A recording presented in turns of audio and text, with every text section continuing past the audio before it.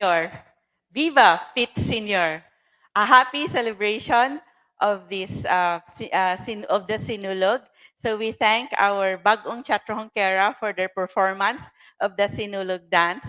So it's the pre-colonial is the interpretation of a pre-colonial Sinulog dance. In this event, in our event today, Sayaw sa Diwata, tracing Sinulog to ancient dance rituals and war dances. So we thank you very much for being with us once again in our event this afternoon, today, as we celebrate the Sinulog. So every year, we have been discussing about the Sinulog dance, and we have been tracing the roots of Sinulog. So you have seen the interpretation of the Bag-ong 𝗪𝗪 of the Sinulog. So you have seen a Babaylan ritual, and also an interpretation of the Babaylan ritual in Cebu in 1521. There were also war dance and meditation dance in that interpretation of the Sinulog.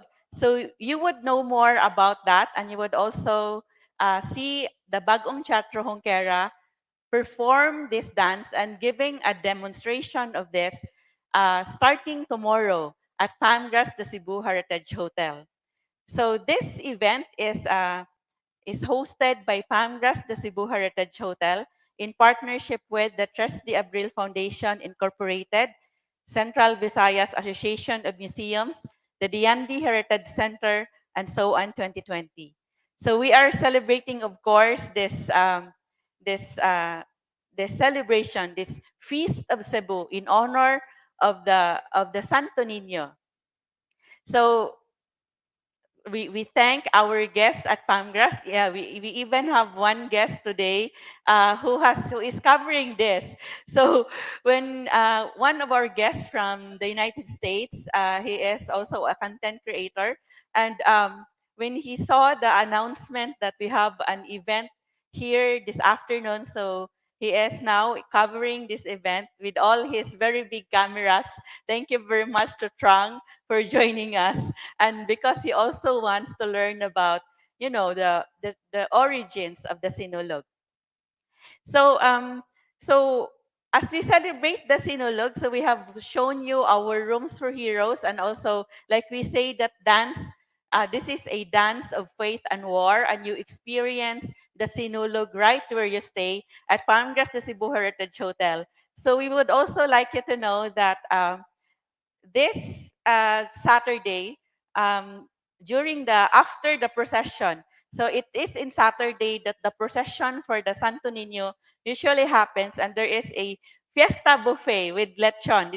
There is a dinner buffet with lechon here at Pangras de Cebu Heritage Hotel. Please send a message if you want to reserve your slot for this, and also every day starting on Saturday we will have also our breakfast buffet with our native delicacies. And also on Saturday also there will be a Sinulog Beats dance party.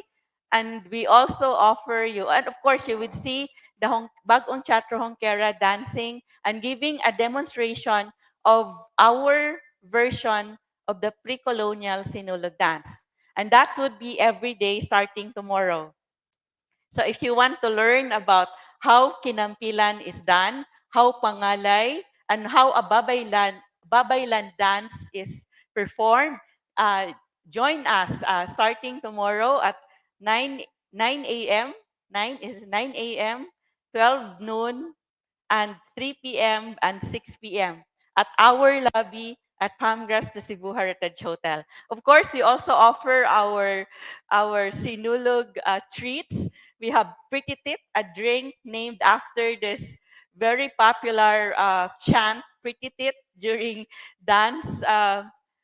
Dancing the Sinulog, the young people usually shout Pretty Tit. So we have a drink named Pretty Tit, made of tropical fruit juice with tequila. And also we have this cake and smoothie of the month. And we say, Isyagit og kusog, kinsa ang pinakagwapa. So you shout out loud, who is the loveliest in this Sinulog season? So those are our Sinulog treats. So we also thank our participants who are joining us this afternoon, and we have so many, more than 100 participants saying that they are interested or going to this event, and majority are joining us online. So we thank our participants from the University of San Carlos Museum. We have teachers and supervisor of the schools division of Taguig City and Pateros. Daghang salamat for joining us. We also have from the Talisay City College. Daghang salamat for joining us. We also have a participant from the St. Louis College of Cebu. We have from the Learning Tree Child Growth Center.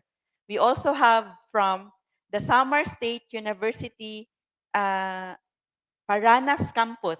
So we have from the Visayas, other parts of the Visayas joining us from Davao Central College, from Mindanao. We also have from Visayan Indigenous Collective, 𝗬𝗏 so 𝗕ᗏ𝗰𝗲.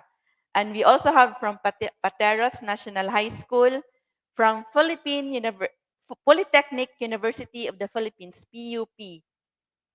Thank you to Ayuma Healing Arts for joining us.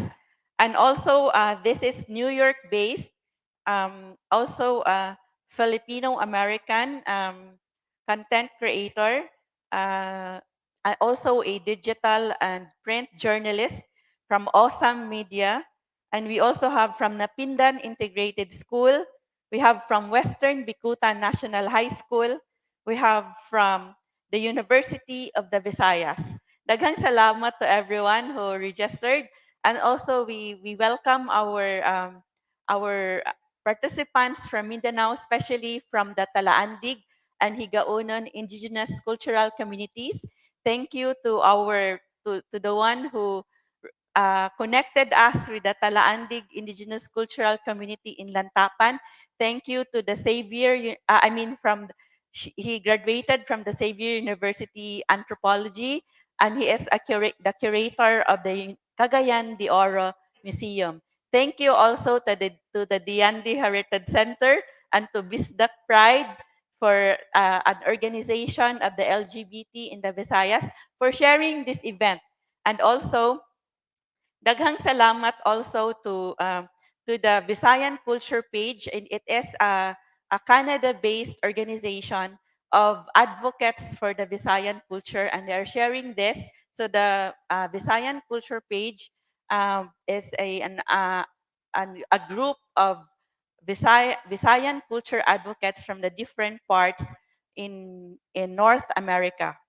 So, daghang salamat to those who are watching us online right now from a graduate of the University of San Carlos History, Raul Gabriel Buzon. Thank you, Marivir, for joining us. And we have also the former chair of the University of San Carlos Political Science Department, Regine. Thank you very much for joining us. So, when did Sinulog start? Did you know? So, so we would be discussing that this afternoon. Was Sinulog really originally from Cebu? So, is Sinulog a Cebu original? So we would be answering those questions this afternoon, as we would be having our resource persons um, discuss with us the roots of the ancient dance rituals and war dances in our archipelago. So we would also like you to know that in the future weeks, we would be having other events regarding our history and heritage. On February 3, 2024, we will have historian Ian Alfonso be with us on site to converse about the dogs in Visayan history.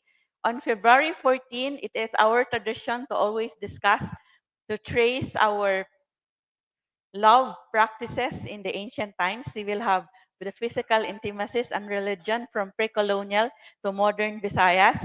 And on February 28, join us in celebrating the anniversary of our library restaurant, 𝗕PHI So now we would like you to know that actually, so we had a discussion. So the author of this book, The Feast of the Santo Niño, National Artist for Literature, Dr. 𝗕𝗶𝗰𝗴. We had a coffee talk with him a year ago, and during our discussion about his topic, our topic in that conversation was about how tourism started in Cebu.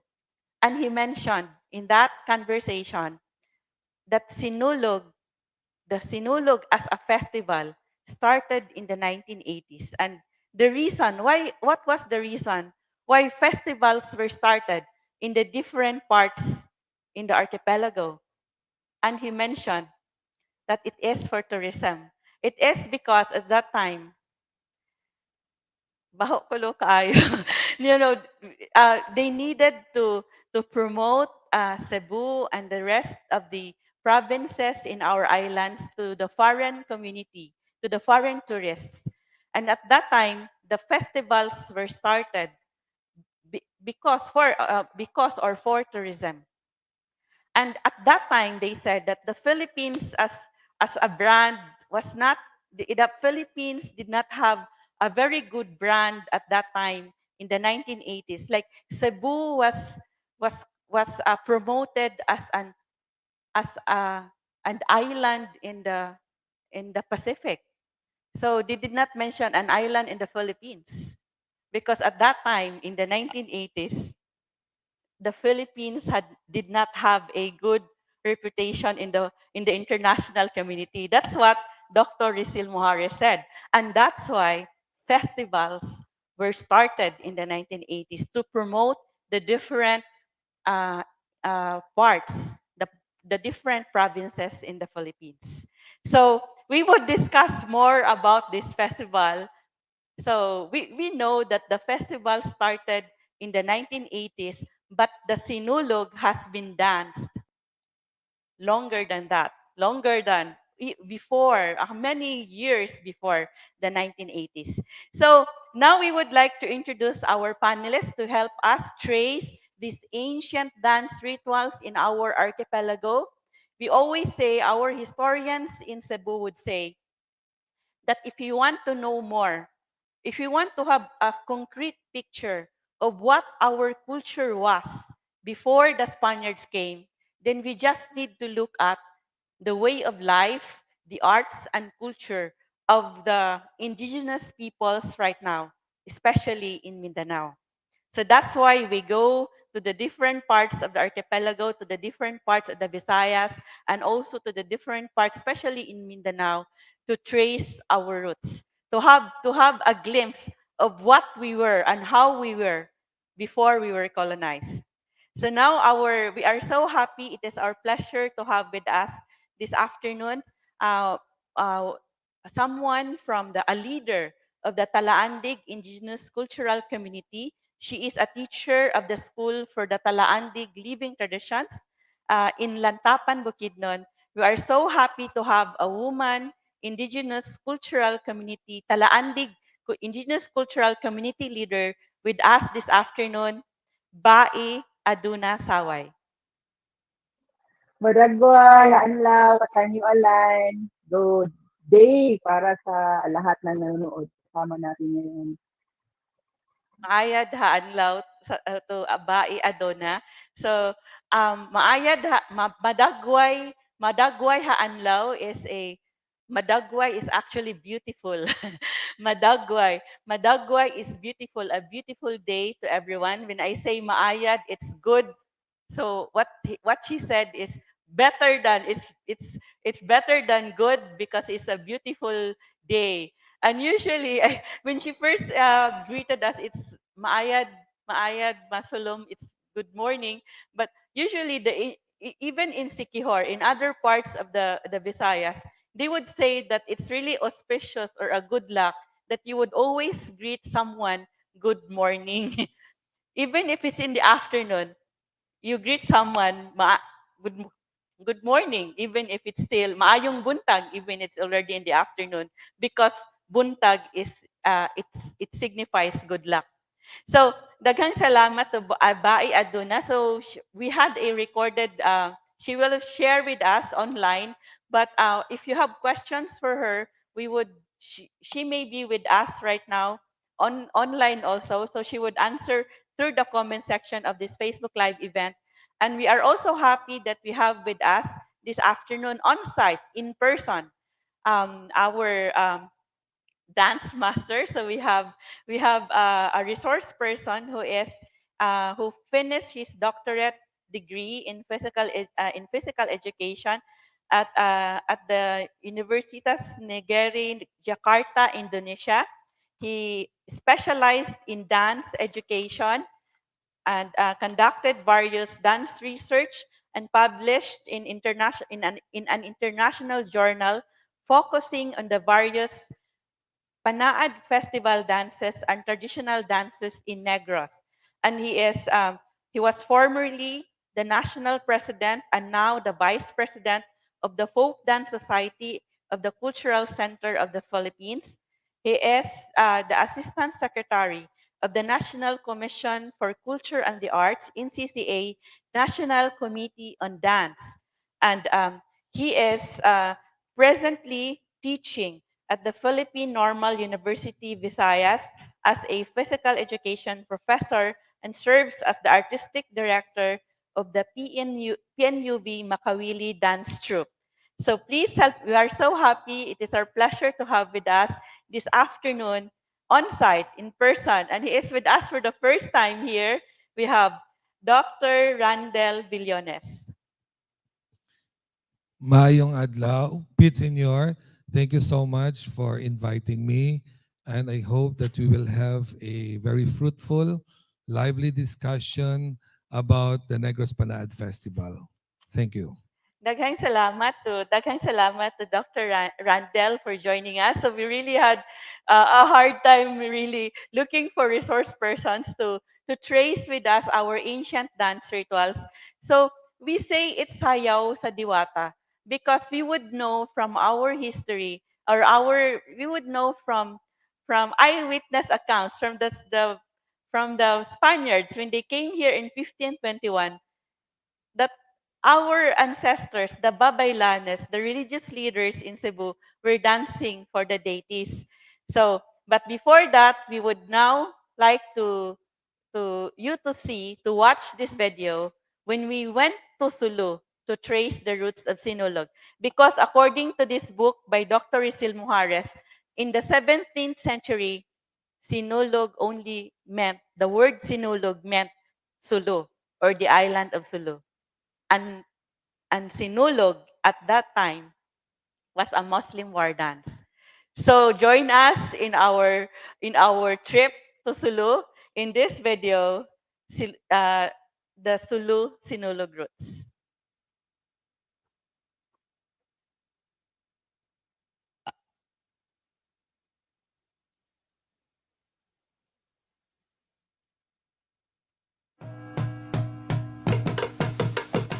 Sinulog is a fiesta celebrating the Santo Niño of Cebu.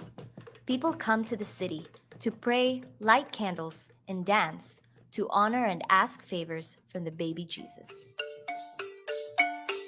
Long time ago, Cebu was populated by pagans, people who didn't believe in one God. But they believed in many things from whom they asked favors, to heal the sick, for rain, to have good harvest, and so on. One day, visitors, mostly from Spain, came, baptized, and gave them Christian names, and introduced them to the Señora Santo Niño. They possibly loved the baby Jesus so much that Juana, the wife of Cebu's chief, asked the visitors if they could keep the image. But that's all we know, because shortly after, the visitors got killed in Mactan. The survivors and their scribe sailed away. After 44 years, the Spaniards came back. They decided to stay for 300 years and built churches alongside military outposts and civil government houses. And they converted the pagans into Catholics. Since then, the Santo Niño became popular with all the tales of the baby Jesus' miracles to heal the sick and heed the prayers of believers.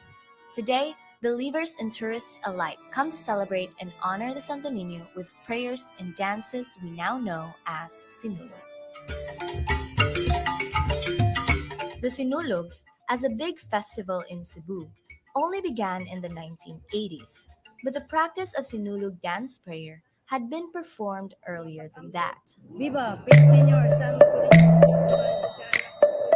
According to national artist and historian 𝗕ᗏ the Sinulog word as a dance in Cebu appeared in the contemporary Cebuano dictionary only in the last century. A 17th century Cebuano dictionary referred to Sinulog's root word sulug to mean water current or the island of Sulu. It also defines Sinulog as a Tausug woman's dress. The Tausug are the native people of Sulu. If any Tausug can hear the word Sinulog, they can easily relate to it because it sounds very familiar to their everyday usage of the word. We have a Tausug word sulug, which means current. We have a word, for example, siulug, which means to wear. Professor Darwin Absari of the University of the Philippines Institute of Islamic Studies writes about the history of Sulu. He speaks from the old trading landmark, the Chinese pier in Holo, Sulu. From 1200 to 1450, Sulu became the economic zone in the international sea trade. Products coming from outside Champa, Java, before it will be brought to other parts of the country, it will first arrive here in this place. The influence of Sulu in the Visayas ran through the trading routes and principalities the Sultanate established in the western islands of the Philippines.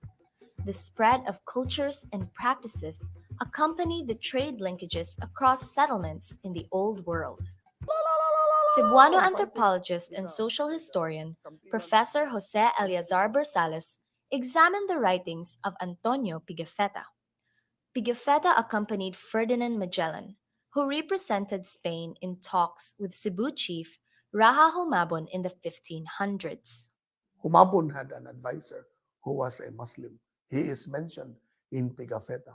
It is clear in Pigafetta that Enrique de Malacca talked with a Mohammedan.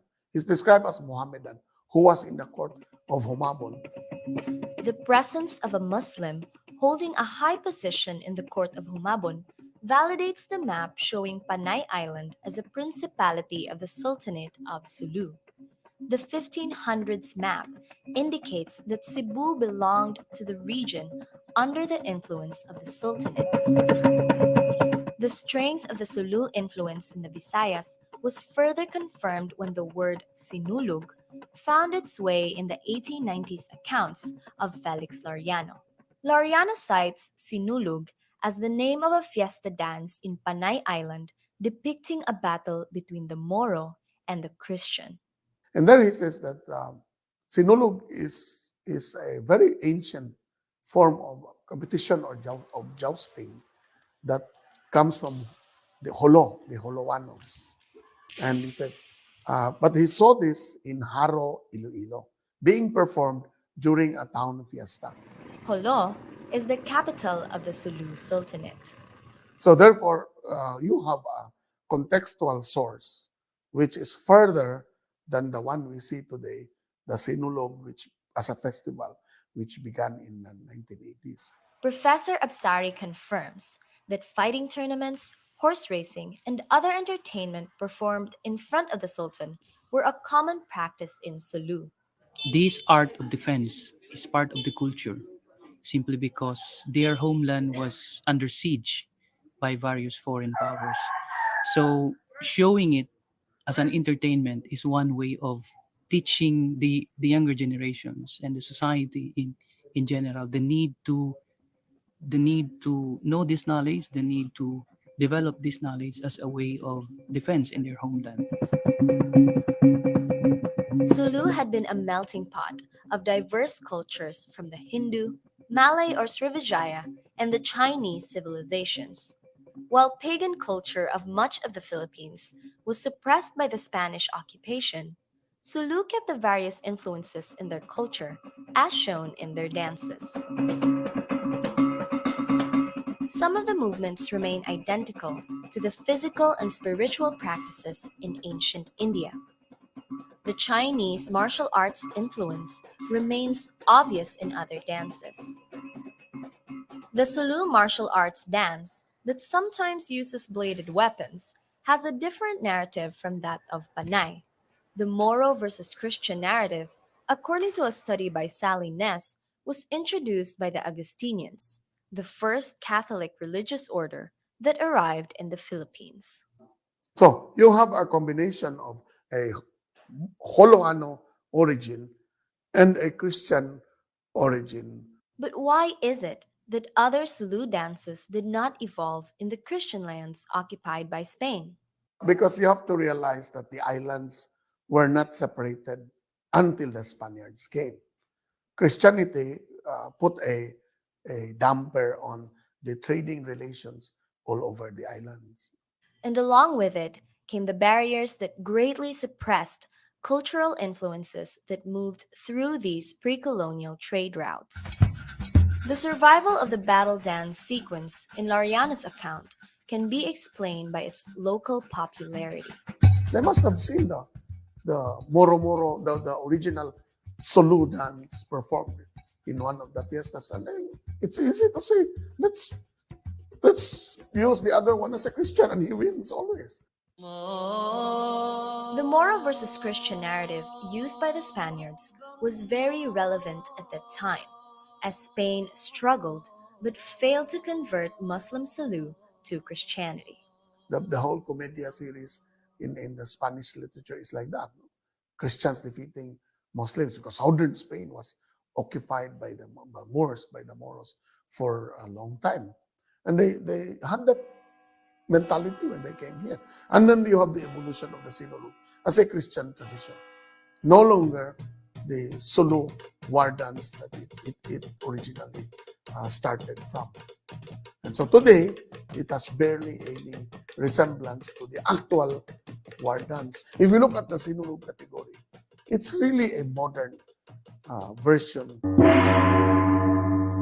There are various theories on how the Sinulog evolved over the centuries. But from what we have seen in the studies we came across, we can say that Sinulog's evolution at a certain point in history was influenced by the culture of Sulu.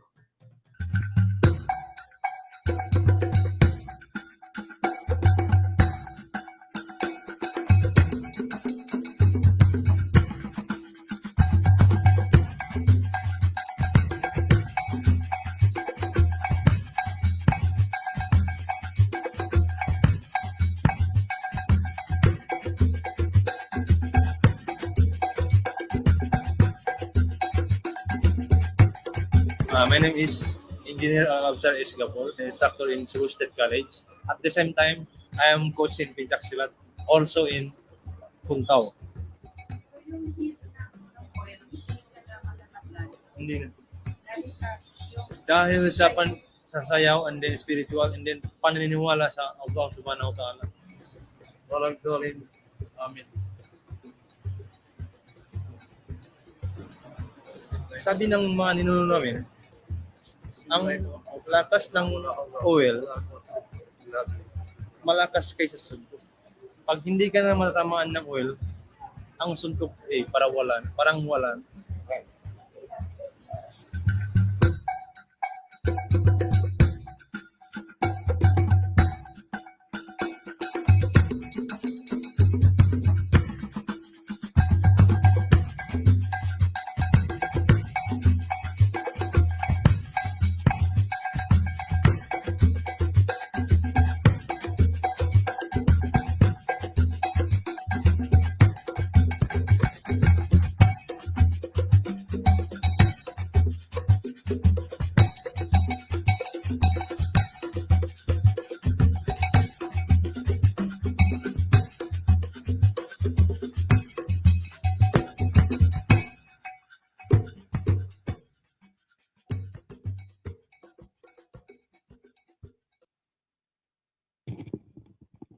A round of applause for that video.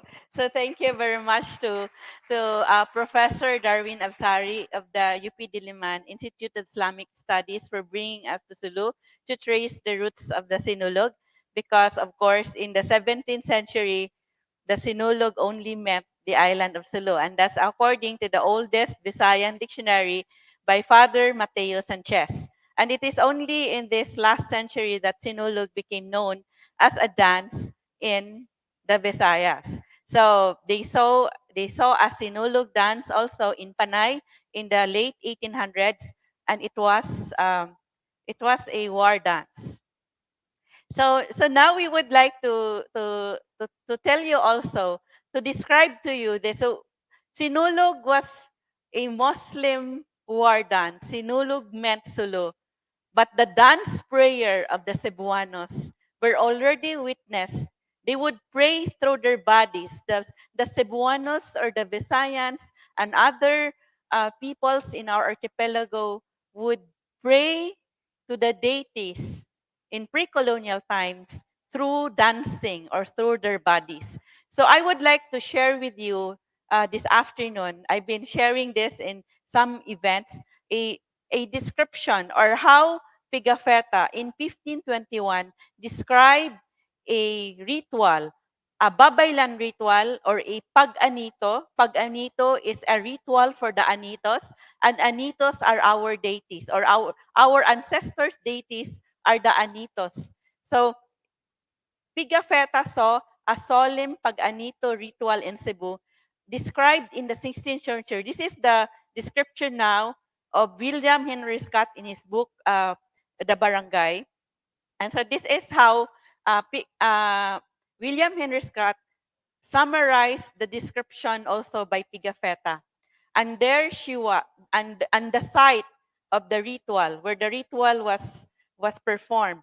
The site was adorned with green branches, palm leaf cloths, colorful blankets, and offerings, red blossoms, roasted fish, rice, and millet cake. So you would see in the dance by our Bag-ong 𝗬𝗏𝗏 that they were offering also food during the Babaylan ritual.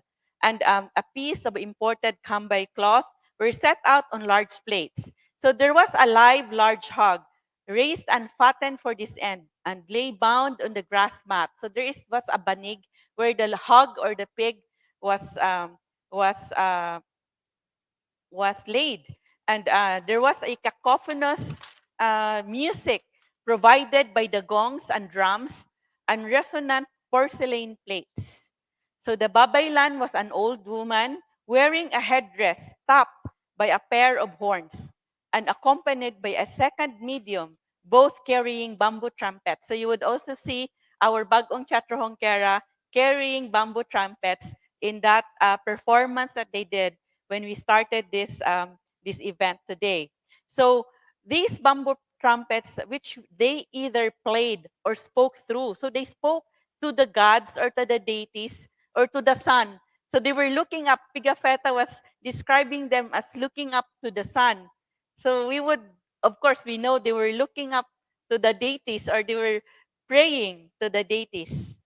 And they both proceeded to dance around the hog, they danced around the pig with scarps in their hand, acting out a dialogue between the spirits possessing them. So there were spirits possessing them because they would call out to the spirits to come, and they drink wine on their behalf, and they sprinkle some of it on the pig. So they would sprinkle wine on the pig. It's an offering, and also, of course, they cannot eat the pig without first doing this ritual at that time. So finally, a spear was given the presiding babaylan, and with it she began a series of fines at the hog as the tempo of her movements increased to a frenzy, and then with a sudden thrust ran the victim through the heart with an unerring aim. So there are more details of this. So many details about this babaylan ritual in 1521.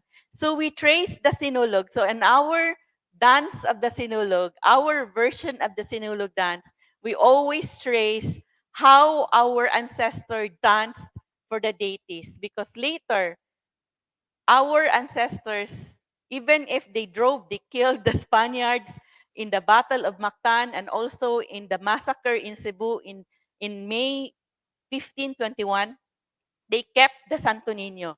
And it is said that the natives, the Cebuanos, treated the Santo Niño as an anito. If they would ask for rain, they would bring the Santo Niño to the sea and submerge it in water and tell the Santo Niño, you cannot get out of the water if you don't give us rain. So it became a rain god. It was a rain deity. So the Santo Niño was a rain deity.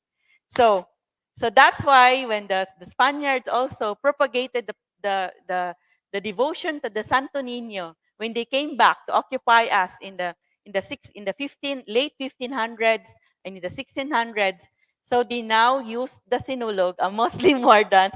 They transformed it into a dance which is for the Santo Niño, no longer a Muslim war dance. So now we would like to trace these festivals that we have in the Visayas, in the different parts of archipelago. So we would try to trace it. If do they still, do they have roots in our ancient rituals or in our ancient war dances? So now we have our dance master. We have our professor from the Philippine Normal University in the Visayas. Also, he is uh, from the dance committee of the NCCA.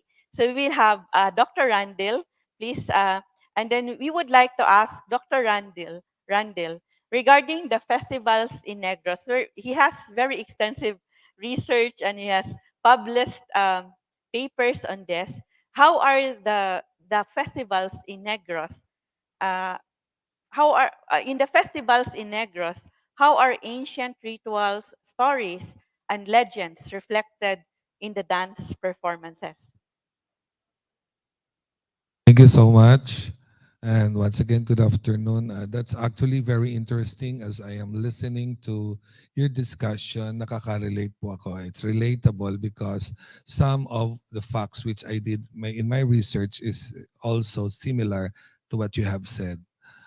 Regarding sa tanong, sa question, how are ancient rituals, stories, and legends reflected in the dance performance? Well, the short answer is it's really a lot. It's really a huge influence. It has really a huge influence relative to the dance performance nowadays of our festival. I could cite one, and that is the Kansilay Festival of Silay City. It's actually a legend based. So it's a folk tale showing the bravery of Princess Kansilay. So there are a lot of characters involved here. Princess Kansilay happens to be the daughter of King Bubug, who happens to be a chieftain. This particular story, according to my source, existed even before the colonization of the Spaniards. And Kansilay lover is Lawaan, who happens to be a warrior at the same time. So one time, they were for hunting, they call it for pangayam. Only Kansilay was left in the village. Unfortunately, they will intrude by the group of, I think it's Lunok, the evil ruler. And that time also, based on the story, Kansilay was provided by Adiwata, a fairy of flowers with a sword. They call it talibong, to fight against the evil ruler Lunok. They won the battle. Unfortunately, when Lawaan, her lover, went back to the village, Princess Kansilay was really wanted. And unfortunately, she did not make it. She died. So when they buried Kansilay in that place, they saw a certain flower or a tree growing with a pink purple flower, and they named that particular flower as Kansilay, that tree Kansilay, and even the Silay city now got its name from that particular tree.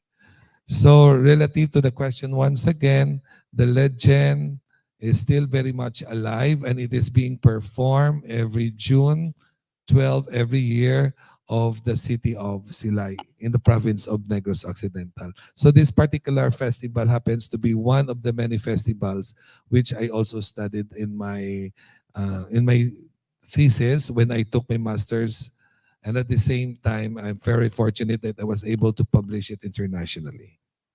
Thank you very much. Daghang salamat to Dr. Randall. We're so happy that you are still able to trace these very beautiful folklore, these very beautiful legends. And we are so surprised that they were the people in Silay city are able to perform this in a dance. So what was do they also study their history also, or their heritage, like their legend? Yeah, I think so. If my memory serves me right, the festival started way back in the early 90s. Though you made mention a while ago that festival started in 80s. 1980s, but still I come to realize that they need something to project a particular image that will really tell about the history, their story of the city of Silay. So, relative to your question, yes. Until now, they're doing an extensive study. And when we talk about contextualization, this is also being introduced among the students in the public school and even the private school because they have this program in depth at the National Festival of Talent. So I think one of the many festivals that they're studying is also about the Kansilay Festival. Dahil salamat, Dr. Randall. So, so now we would like to show you that we have this book. We have this book here at Pangras, the Cebu Heritage Hotel. So this is tracing. This is a book by our choreographer of our 2020 Sinulog dance, our Precolonial Sinulog dance. Our 2020 choreographer was Professor 𝗱𝗶 who authored this book on on Sinog, Cebu's Dance of Faith. So it is in this book that he also traced the different dance rituals in the Visayas, the festivals in the Visayas, and also in Mindanao and other parts in the archipelago. So monograph on culture and heritage. So this is published in 2023. So this is available at Pamgras the Cebu Heritage Hotel for us to know more about the Sinug or the Sinulog. So now, because we traced also this rituals for the deities, because we know that our ancestors in 1521 danced for the Anitos in a dance ritual described by Pigafetta. So now we go to Mindanao, to Bukidnon, with our Talaandig brothers and sisters, and to tell us. So we have with us a woman leader of the Talaandig indigenous cultural community in Bukidnon, and she is a teacher in the school for living traditions of the Talaandig community. So we have Aduna to tell us about Abai Adona to tell us about the Taalaandig indigenous cultural community. So my first question for her is, what does the word Talaandig mean? The Talaandig, gikan daw ang word niya from the word talaan, which is it's a mark or timailhan, parang marka. Ang andig is masandigan. So I think the name itself is hindi gitiman-an siya nga mga tao nga imong sandigan because from the traditional oral history of the Talaandig people is iyahang ancestor si Apo Agbibilin and Apo Ginamayong. So Apo Agbibilin was saved by the Great Flood.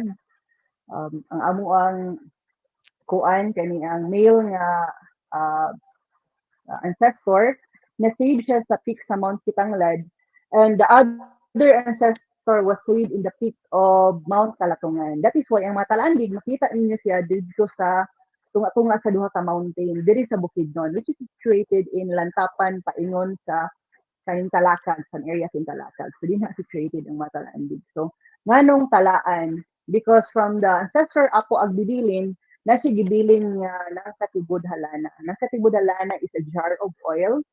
Gibilin niya sa eldest niya nga son niya si Apo sa Ulana para kay eldest man siya, parang pinaalala na you're the eldest, ang gawain ng eldest ay maging second parent ng mga kapatid mo. Kung magkaroon man ng kaguluhan later on because dadami ang mga tao and you will forget that everyone is your brother and your sister, ang role ng Matalandig is um, ipakita ang jar of oil at it's a symbol like na sinabi, kunin ang oil and you put it on the head of your brothers and sisters na nag-aaway. At habang sinusuklay mo yung buhok, you tell them the story of our kinship. So, napaka-importante daw ang role ng Matalaandig in peacekeeping traditions.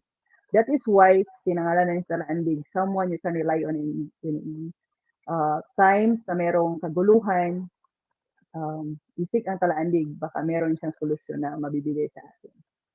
So, also, sinabi ko kanina, the Talaandig, makikita nyo dito sa Lantapan, Bukidnon, no? Also a large number around Mount Kitanglad and foothills of Mount Kalatungan. Ang mga Talaandig, they speak sinasabi na Binukid, which is common also to the Higaonon and the Bukidnon. Pero ang mga Talaandig, yung deep niya na parang language, tinatawag namin na Inukit. Binukid is only ginagamit siyang for conversational kasi malapit siya sa Bisaya, meron sa more in Tagalog. Pero pag Inukit kasi, it's ginagamit siya for chanting, for prayer. So, yun yung mga Talaandig na mas maraming alam about their culture, also knows how to communicate in Inukit. And the Talaandig Cultural Center is situated po, if you want to visit, you can visit us in uh, Sitio Tulugan, Sungko, Lantapan, Bukidnon. So, Talaandig tribe, dito sa community, we are organized in different, parang sabi na groups. So, we have the Council of Elders. So, ang role ng Council of Elders is if you want to visit or go research, you have to go through a protocol na mayroon tayong tatawag na FEIC. So,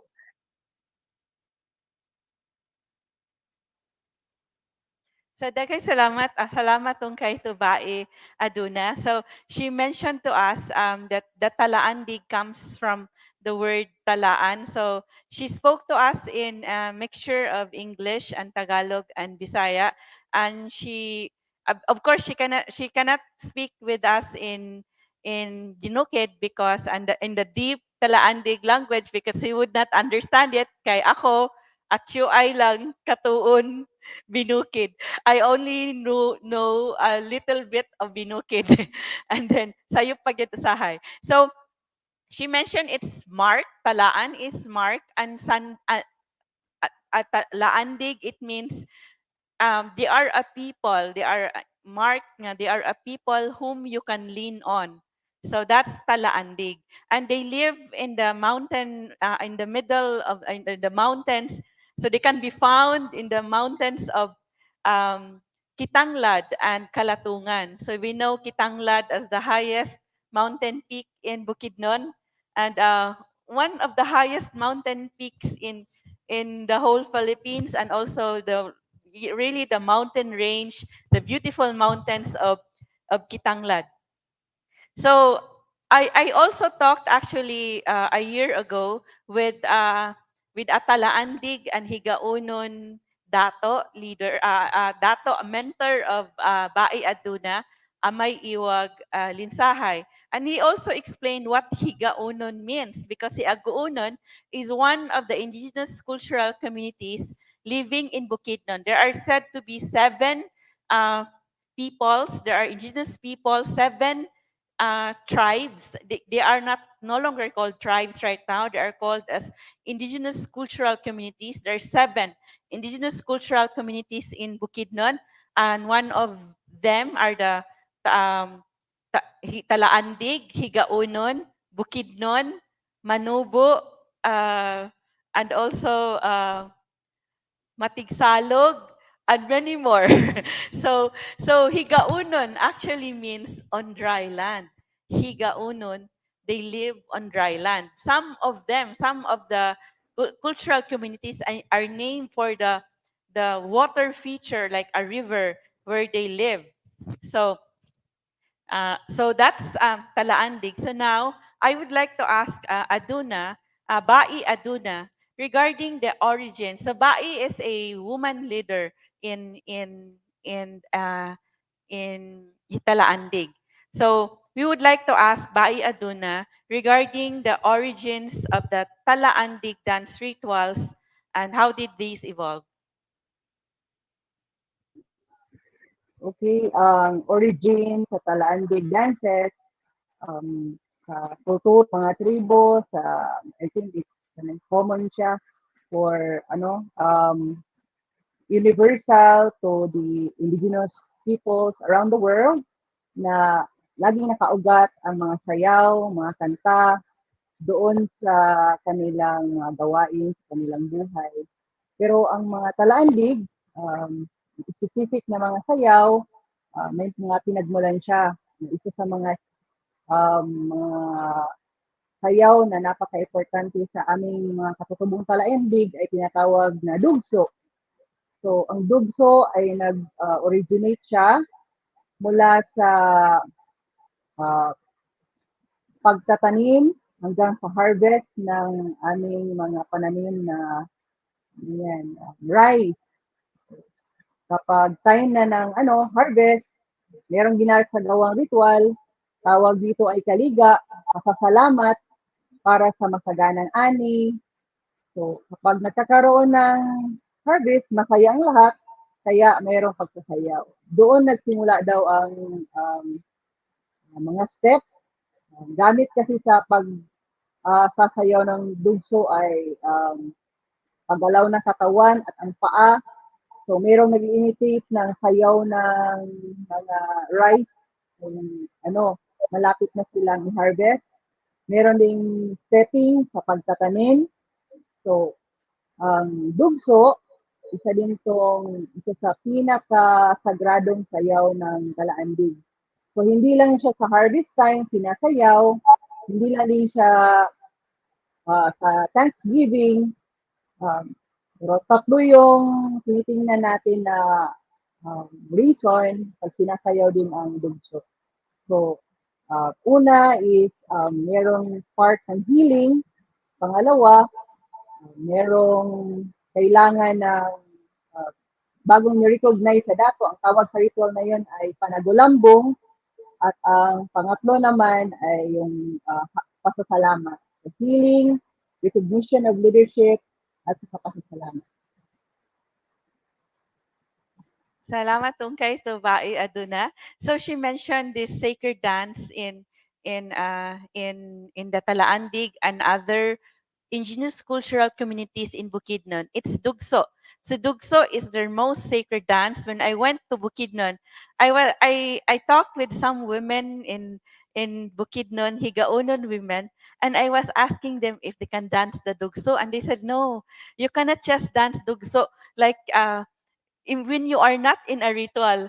So it's not for like when you there is a an activity or an event and you just dance it for no reason. So it can't be sa dugso. So according to Baay Aduna now, Dugso is a dance. You dance it as a Thanksgiving, for Thanksgiving. You dance it when there is a dato that is going to be installed. So it's a dance for also for good harvest. So Dugso, it's a dance which is it has no musical accompaniment, and the music is just from the stamping of their feet, because it's just like, so she said you could trace it to the harvest time, that when you thresh the rice, the palay, when you thresh the rice, you would do it stamping your feet. So the steps, the dance steps of the dugso is actually imitating the threshing of the palay or the rice stalks. And then so of course you get your food from it. So it's also an offering to the deities, to God, to the gods. So now we would like to ask Bai Aduna to tell us more about the deities to whom the ritual dances are offered. Ang dugso is kanisiya dito man ni siya sa rice fields kasagaran sa sayawon. So I think this is the apo ibabasok. Kay ang ibabasok man ang ato kani ang nagtugot or naghatag og opportunity sa ato para mag-grow yung pananim. So, in ritual, in planting, there's also talabugta. Talabugta is the keeper, the custodian of the land or the soil. So, every time ang katutubo gagamit ng parang creation sa mundo, kailangan niyang magpaalam because hindi naman natin pag-aari ang mga gamit sa ginawa ng magbabaya kasi ang magbabaya man ang gumawa ng lahat. So there's this relationship between the human and also the custodian of creation, which is tinatawag nating mga diwata tulad ng ibabasok, talabugta, na sila nagmamay-ari um, ng kapangyarihan para tumubo ang ating mga pananim. Ang hindi ko lang ma-mention is kung dugso for healing because hindi pa ako nakapag-observe ng um, dugso na healing dance kapag merong gustong gumaling sa sakit. Ang nakita ko lang is isa sa mga sa leadership, yung pag-proclaim ng new leadership and also pagpapasalamat, pamamahandi. This is Apo Pamamahandi also is another diwata or isang custodian of creation.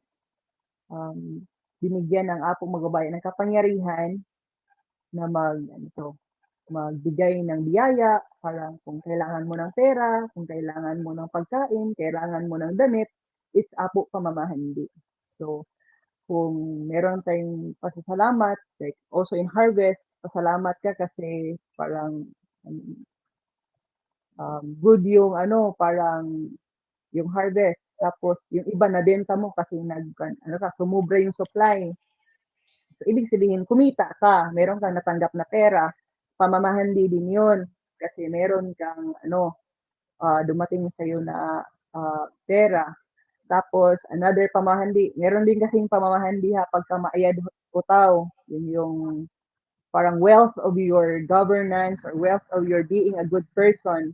So, pinapasalamatan ninyo sa leadership ng tribo. So, kapag ang dugso isinasayaw sa panagulang, yun naman yung sa leadership ng tribe, ang tinatawag naman doon na spirito is ang panagulambong. So, another panagulambong is custodian spirit of para siyang nag-guide sa mga leaders na maayos niya ang kanyang pagpapatakbo ng komunidad. So I think yun lang ang mga um, major na mga diwata na napaka-importante doon sa ating tinatawag na ritual dance tulad ng dito. Salamat tong kay Tabay Aduna. So she mentioned that with the Talaandig and other indigenous cultural communities in Bukidnon would dance for the Diwata, would dance the Dugso for the Diwata for Thanksgiving, for good harvest. So the Diwata, the supreme Diwata, the supreme being in Bukidnon is Magbabaya. Apo Magbabaya. Magbabaya is the supreme God. And there are custodian spirits, there are other gods, there are other deities helping the supreme God. So these are Apo Talagbugta. Talabugta. Bugta comes from the word soil. So it's a deity of the soil. And uh, Talabugta, Ibabasok. So I know that basok, there's a word and there's a word that means basok is to till, right? Kanang in Cebu it's maguna, magbungay. Unsa na siya? Basok, it's a word that means like maguna. So it's like a deity of agriculture. So and of planting, of agriculture.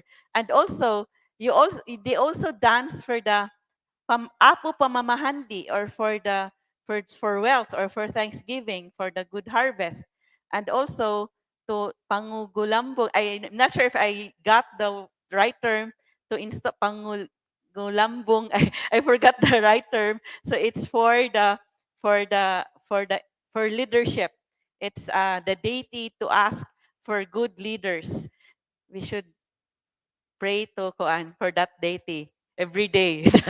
And then so so if you have questions for Bai Aduna, she is actually online right now, and she can answer through the comment section. If you write your answers at the comment section, also we would read your questions. So thank you to Ellen of the Flag Tour Guides watching from SRP right now.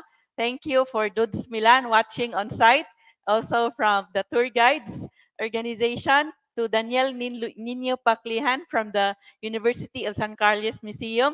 And he says, I'm sorry that I got delayed in watching this.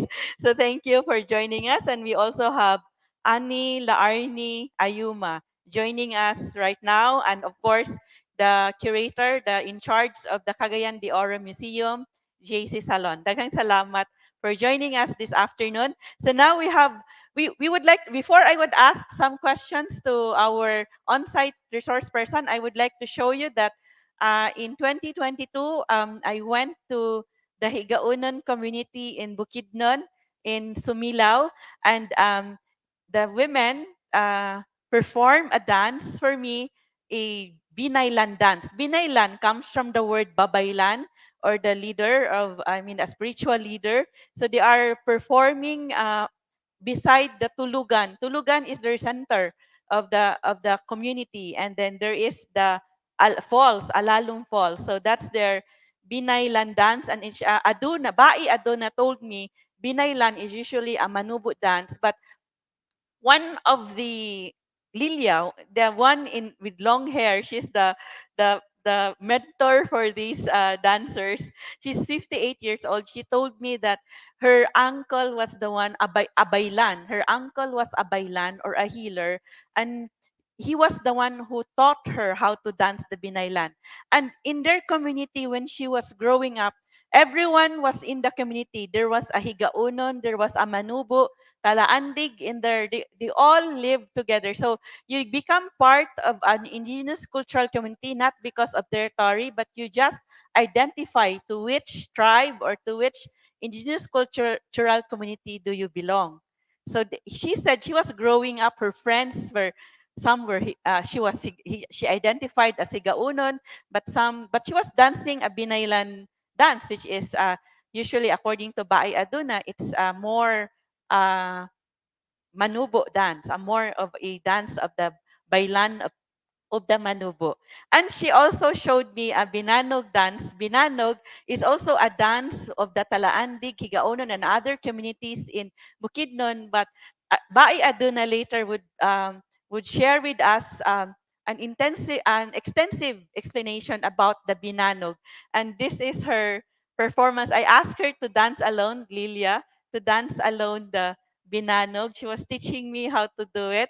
So I tried, and so it's imitating the banog, and also of course they would the butt would be unsa na siya, murag mukuan siya mo, you you wiggle your butt like a banog, wiggle your butt like a banog. So Binanog is actually also a ritual dance. It has a deeper meaning, which I did not know. Lilia was not able to explain it to me until a few days ago. And Bai Aduna would explain to us, would give us a more in-depth explanation of the Binanog dance later.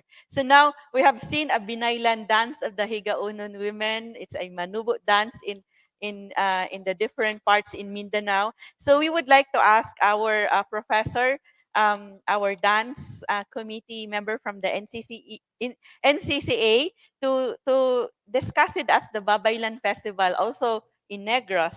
In the context of the Babaylan Festival, how have the shamanistic or spiritual practices from pre-colonial times, how have this been integrated into the dance rituals that are performed or in the dance festivals right now in Negros? Thank you for that question. Until now, it's very lively, alive na alive. We're still doing that in the city of Bago. Actually, the name of the festival is Babaylan Festival. It's similar to a shaman practice. And it's really very interesting. It also legend-based.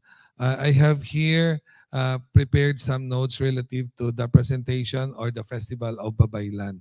Mayroon sila, they have this legend and it talks about they are considered as healers, right? Because people seek help or the intercession of the Babaylan, asking for a good harvest, asking for the rain, similar to what you have mentioned, asking for the deities for intervention so that they would have a very good harvest. They consider Babaylan as their, how would I say this, the one who will extend help for them in terms of their needs. For the information of everybody, the city of Bago is very near at the foot of the mountain, and that is Mount Canlaon. Mount Canlaon is considered as a majestic mountain where the Babaylan used to go to the mountain top and renew their vow every year.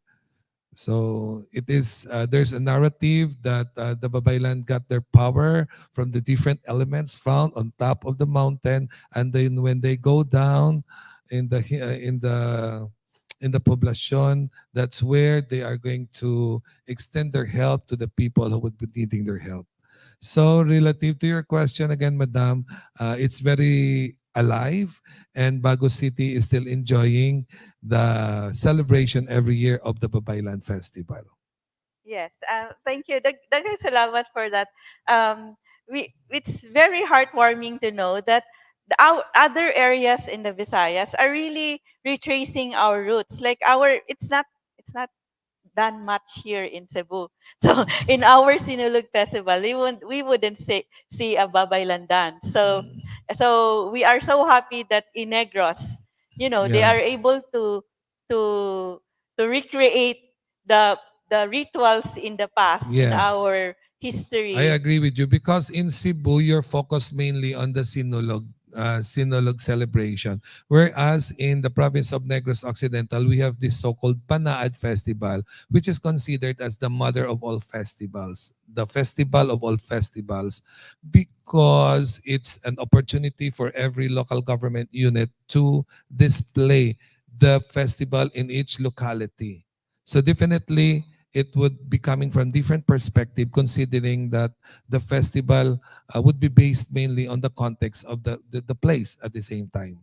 So that's why the Babaylan, which I just mentioned, the Kansilay Festival, which I just mentioned, each local government unit has its own story to tell.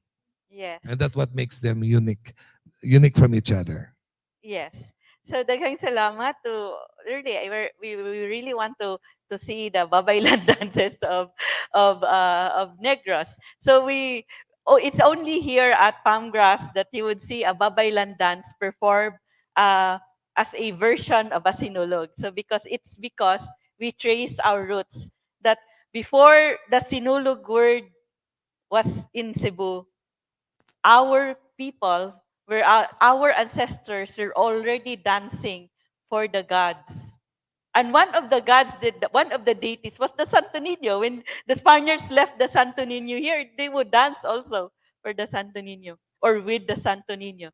So now, Dr. Randall, Professor Randall, you would like to know, we have said that Sinulog was actually a war dance, and now we would like to know about the festivals also in the Visayas that have pre-colonial war dances, or how have the pre-colonial war dances and martial traditions influenced the choreography and rhythm of the dances seen in the festivals today, or even here in Cebu? We would see war dances, right?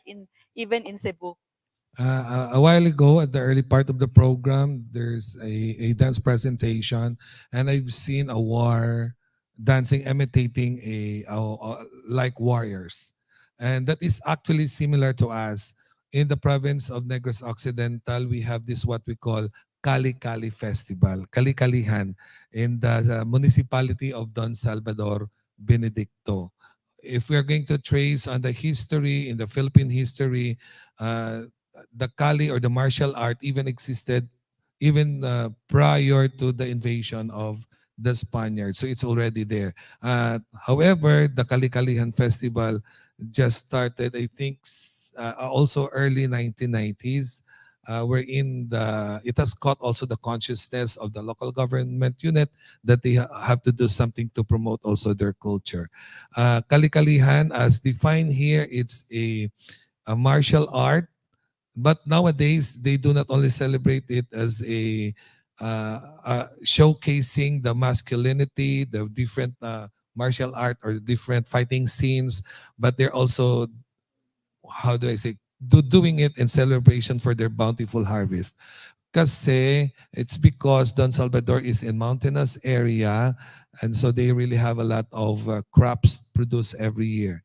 And there's also one of the narratives that were mentioned to me that it's a family tradition that every male member in the family should learn the skills, the intricacies of studying this particular 𝗂𝗂𝗃 or the martial art defense, just to protect themselves and at the same time to protect their family, considering that their location is on the mountaintop. Well, in fact, it is considered as the summer capital of the province of Negros Occidental. So in most cases, they are being intruded during the time.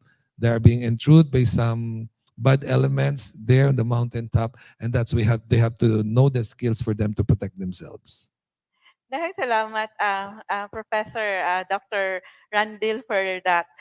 So it's Kali. So our Arnis practitioners also would trace the Arnis martial arts. It's our local martial arts. It's the Visayan martial arts. They would trace it to even the Battle of Mactan. And they would say that they use Arnis or Kali in fighting against the Spaniards. That's So correct. yeah, so it's also like even the kinampila now, and then using also the arnis in the Sinulog, some of the Sinulog versions here in Cebu, or even the Sinug, they use arnis, And when Spaniards came, they called it eskrima, or it's eskrima. the act. Yes, eskrima.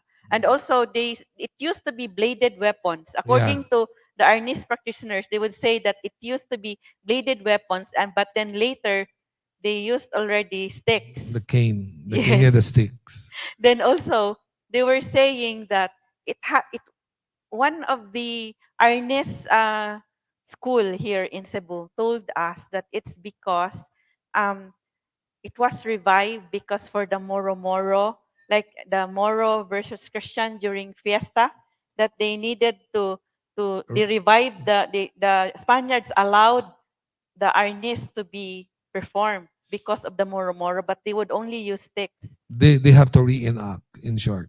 Yes. Mm. So that's what they said, according to their also their when they trace their history, the Arnis practitioners. So now so there are war dances also in festivals. We would also see war dances steps Being also imitated being as part of the peculiar steps found in the real life situation. Now it is being transported to the festival. yes. So now we would now go to Mindanao again. So we would go to Bukidnon to to to to ask 𝗂𝗶𝗰. So I would like you to know that you can put your questions at the comment section. So maayad ha mahapon to JC Salon of the Cagayan de Oro Museum. So thank you for joining us. So we would like to ask Bai Aduna of the Talaandig Indigenous Cultural Community to tell us about their war dances, or to tell us one of their war dances. The war dance is sayaw ng mga warriors, mga bagani. Merong mga dato na nagsasayaw din. What they said before, ang dato is saka lang siya hahawak ng bangkaw at kalasag. This is the instrument in dancing or performing the saot kapag wala na siyang kasama. Because sa dato, kailangan niyang parang sa kanyang pagpapaubaya at pagbigay ng pasensya, kailangan i-keep niya ang kanyang promise sa dato. So, yun yung mag-keep ng kanyang parang hold ng kanyang patience para hindi naman mawala yung kapayapaan. But the war dance, most likely, mga bagani ang nagsasayaw nito. Mga bagani, mga tawag namin iba sa bandal.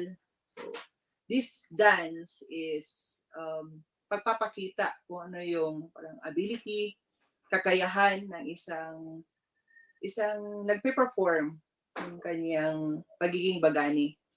So, before, sa mga wars pa between tribes here in Mindanao, ginagamit talaga nila ang kalasag at bangkaw kapag pumunta sila sa wars. And they're also using galimbutong, yung parang hindi naman siya bulletproof, pero best siya, made of lanot para hindi pumasok yung mga bangkaw or mga gamit, or body, o sundang, or mga bolo, o sharp objects. So, ito yung mga gamit ng isang bagani. So, ngayon, sa bagong panahon, ang pagsasayaw ng war dance, sabi nila baka hindi peaceful lang mga Talaandig because they have this war dance. And lagi namin silang kinakorek. Actually, a war dance is your war of saying, it's your way of saying that we're always prepared for war. Pero, this is also an exercise, sinasabi ng mga, namin dito, mga most likely, lahat ng mga lalaki, mga binata, and also even the mga baganis namin knows how to hold a spear and bangkaw.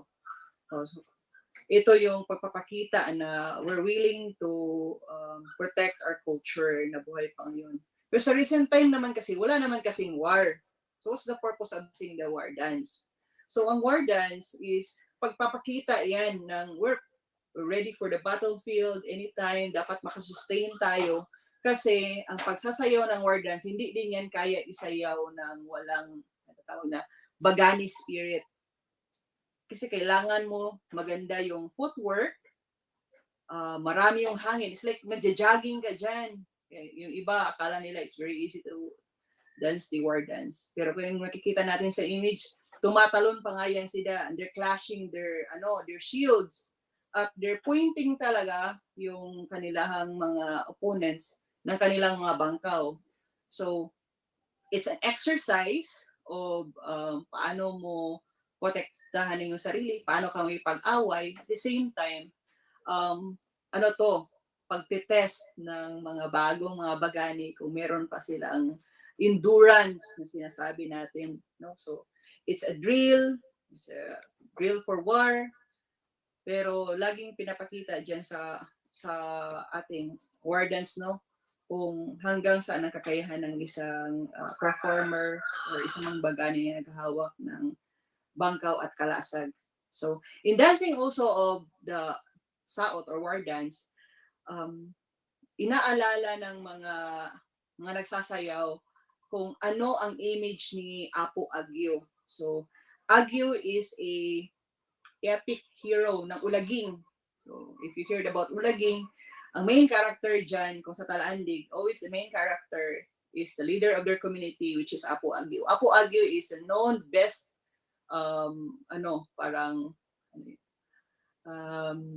fighter, warrior. He always protect his community and his tribe. So, sa kanyang pagsasayaw, sa pagsasayaw ng war dance, makikita natin may mga, I'll send you the video. Ang warrior is merong time na nagka-cover siya ng kanyang shield sa kanyang ulo. It means mainit ang araw, so maybe he's traveling, he's telling the story of the warrior, na malayo ang kanyang lalakbayin, maybe he will go in different kind of places, maybe may mainit, pagod na siya, wala siyang makain. Hindi lang siya nagpapakita na laging may battlefield. So merong solitary moment na siya lang, nag-iisa siya na lang naiwan sa grupo nila, he's covering his head in using the shield. Meron ding pagpapakita sa sayaw na he's riding his shield, kasi si 𝗵𝗄 sa kaniyang mga battles in the field, wala kasing sasakyan dati. But in Ulaging kasi, they are creatures na mga powerful. They have superpowers. So, 𝗵𝗄 would request the wind, hangin na kaibigan niya, na pwede yung dalhin mo ako sa lugar nito kasi nandun ang digmaan. So, sasakay siya sa kanyang shield at ibublow ng hangin, dadalhin siya kung saan siya gustong pumunta. So, sa pagsasayaw ng war dance, not only showing na meron kang opponent, minsan may nagsasayaw ng war dance, sila lang mag-isa. Pinapakita doon yung journey ng isang warrior na siya lang mag-isa, paano niya kinaya at paano siya nakipaglaban para sa kanyang komunidad. I think that's it. Salamat tungkay to Bai Aduna. So she explained to us how the warriors would use the spear and the shield while dancing. So they would. She also explained that it is danced before going to war, while going to war, and they would actually be remembering the warrior in their epic, who was described as a very good warrior, and also they would also call for the spirits of their ancestors, their warrior ancestors, to be with them in their fight. So even if there's no more war today, so it means they're rehearsing and they're practicing performing of the saot or their war dance. It means being prepared always to fight for the community. And even if there is no more war, but they are thinking that they still have to defend nature, the they need to defend the environment because of course the deities are in nature.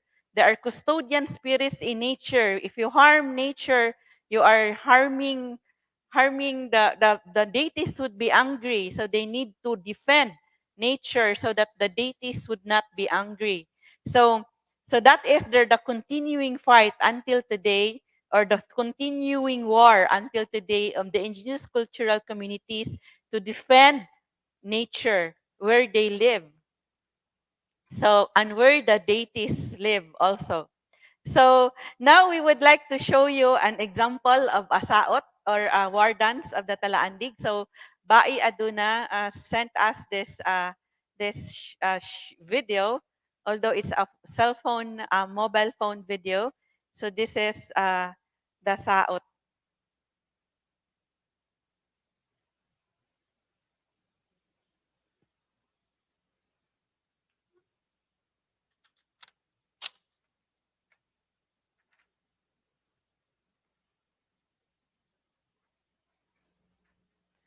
Like sound?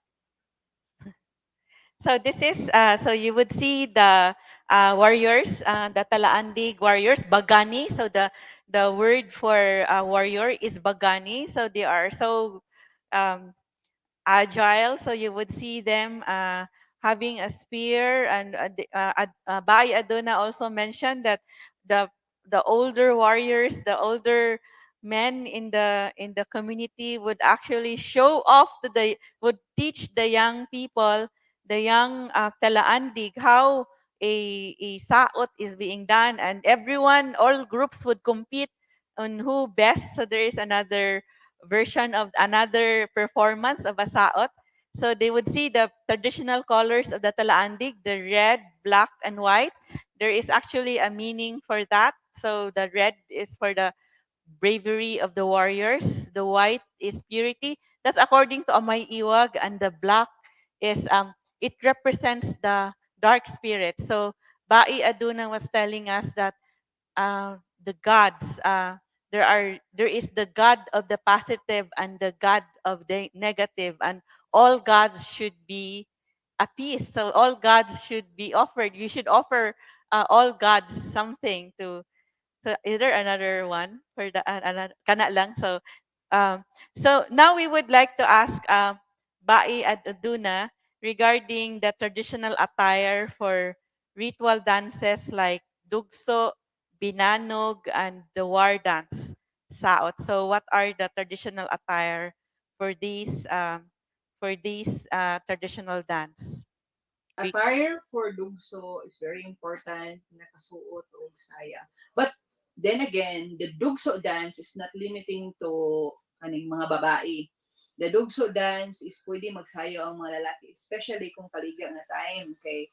Kung nakay special prayers, gusto nila during the kaliga, you join in the circular dance para dunggon po dito ang imong pag-ampo. It's like you're meditating and praying at the same time, or you're dancing with the crowd while the chanter is singing. So, ang proper attire niya, kung lalaki, same ragid niya, pinaksoy. Pinaksoy is upper man siya. So, kaya nang isuot ako, this is pinaksoy, and paired with saya. So, kita natin ang image pang sayal sa mga babae.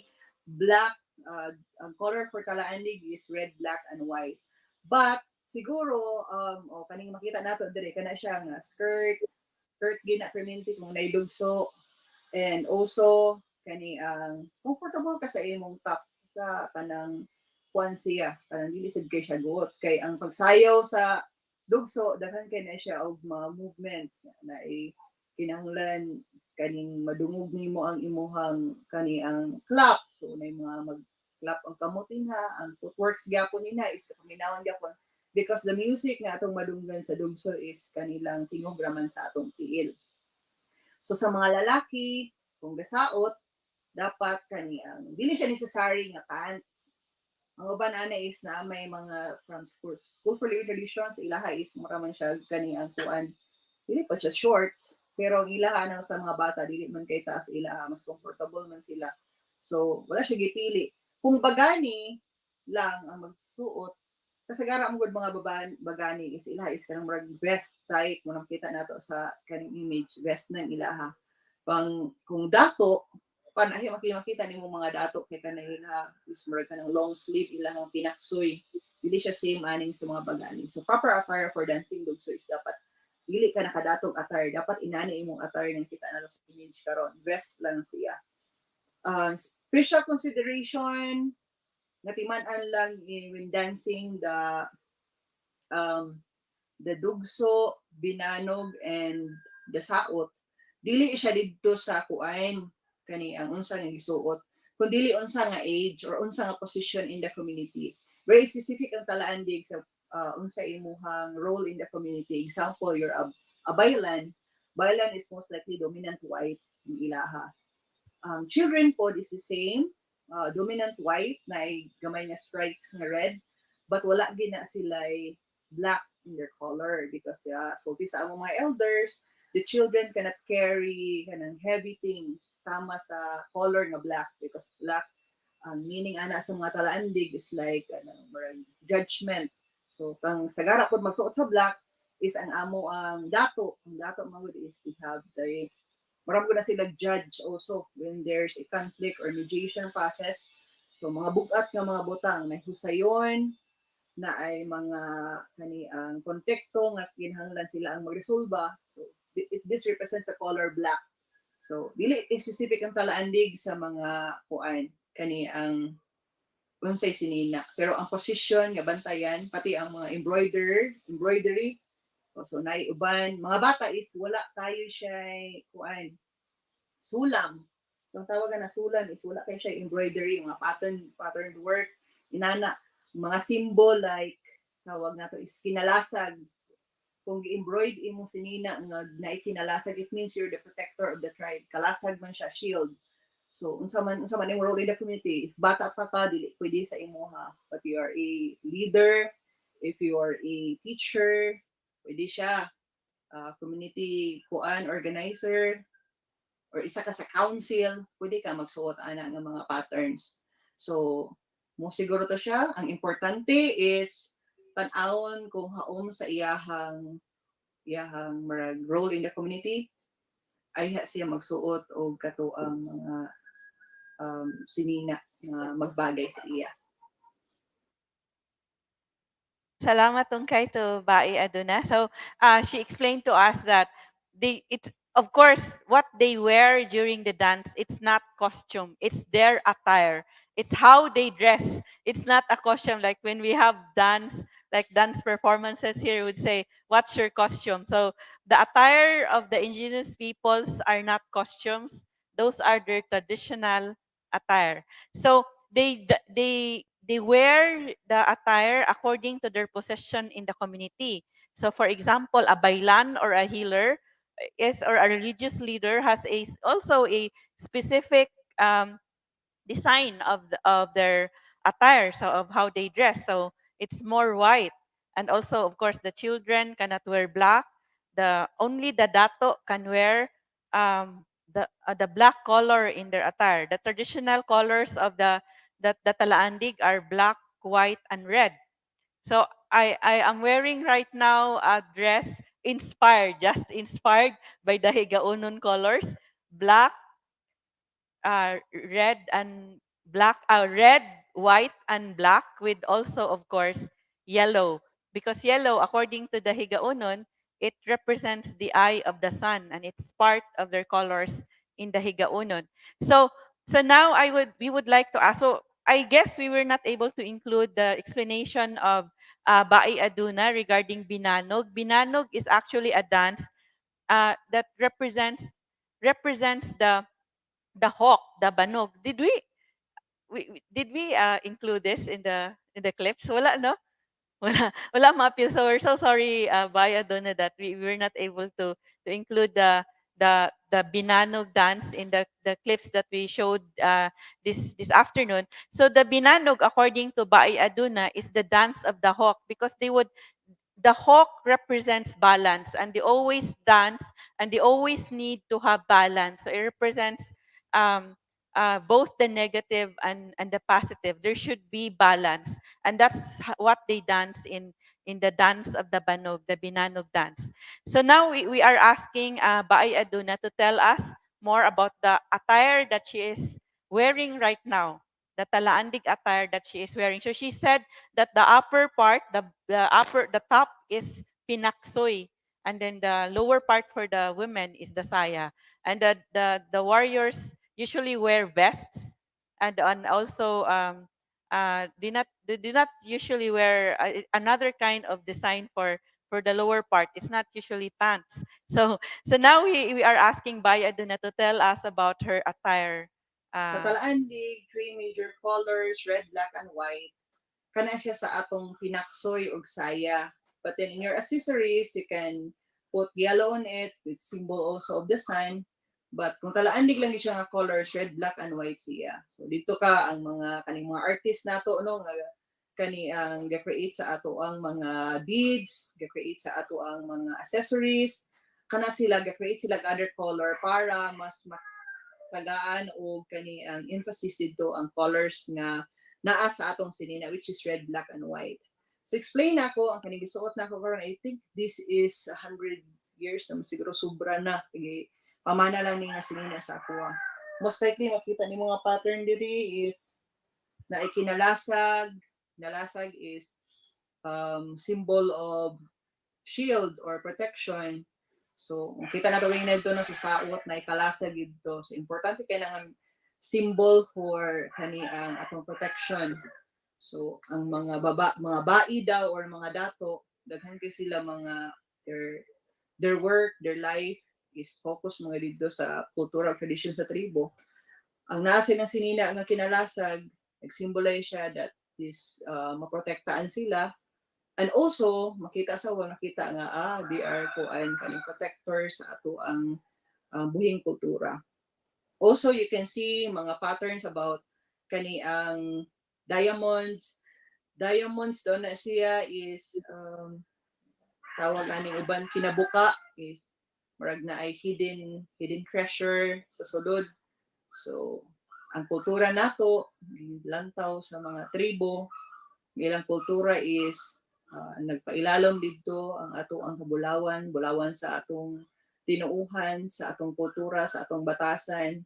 So kung ato siyang alimahan, later on mag-ani ta og kaning bulawan nga dili mahurot.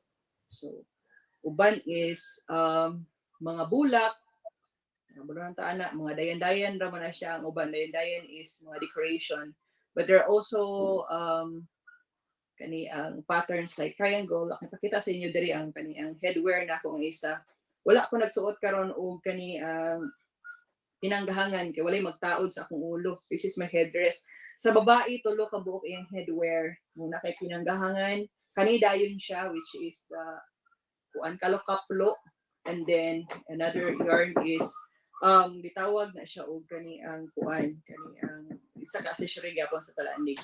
So if you see here, naa diri ang pattern nga gipakita kani ang buntod buntod nga patterns. So maybe they're showing the beauty of our mga buntod like Kalatungan and also the mountain of Kitanglad. So po yung mga bulak. So it's the same gapon ni siya nga mga pattern. But most likely ang mga pattern work gid nga gatagaan ani sa mga manunulam is katong na mga positions in the community. And as will take also 2 to 3 months ay mahuman ang kaning mga gagmay lang mga designs like this. So I think this what wearing today, pinaksoy and insaya and kana lang gagmay ng mga accessories sa Talaandig. Matungkay to Bai Aduna. So she explained to us that she is actually wearing a 100-year-old dress passed on to her by her ancestors also. And the traditional colors of the Talaandig are the black, red, and white. And you can add yellow as representing the sun. And she mentioned that pinanggahangan, she was not able to wear it because no one was with her to help her put it on her head. You have seen that naka-picture of kanang dugso. You have I warag wala the or na may picture katong the headdress of the when dancing the dugso, the very big headdress. It's pinanggahangan. And she said that their tourism has another term for it that is not correct. But actually, it should not be worn by anyone who is not yet allowed, who has not yet who does not have yet the authority to wear it, because it's a sacred dance. You cannot just wear it. It is not for performance, or it has a meaning. So only the bae and all the the leaders, the women leaders dancing the dugso, the sacred dance, can wear that headdress, not anyone else.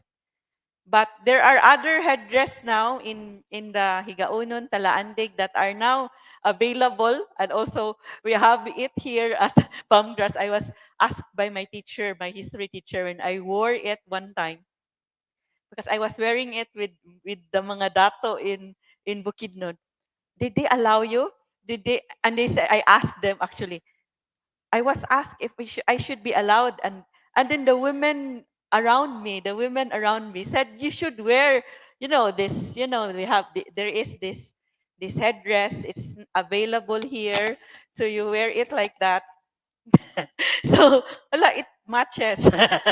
so so it actually, so it is worn by people, although this is not the one, the pinanggahangan, that is really the sacred headdress. So this is available.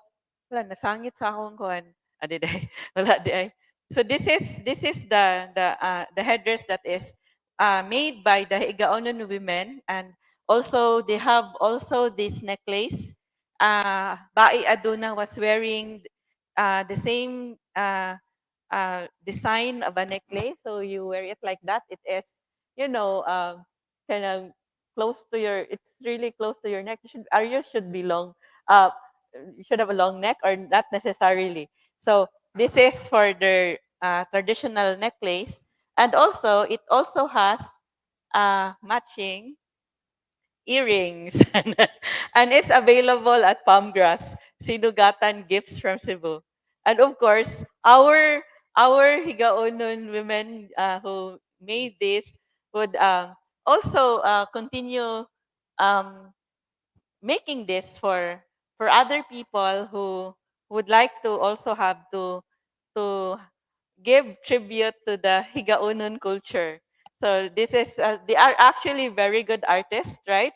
So they must have learned this from their ancestors also, how to make this. This takes a long time in making. And so this is the necklace. Then there is a the headdress nga, which is not the panangga.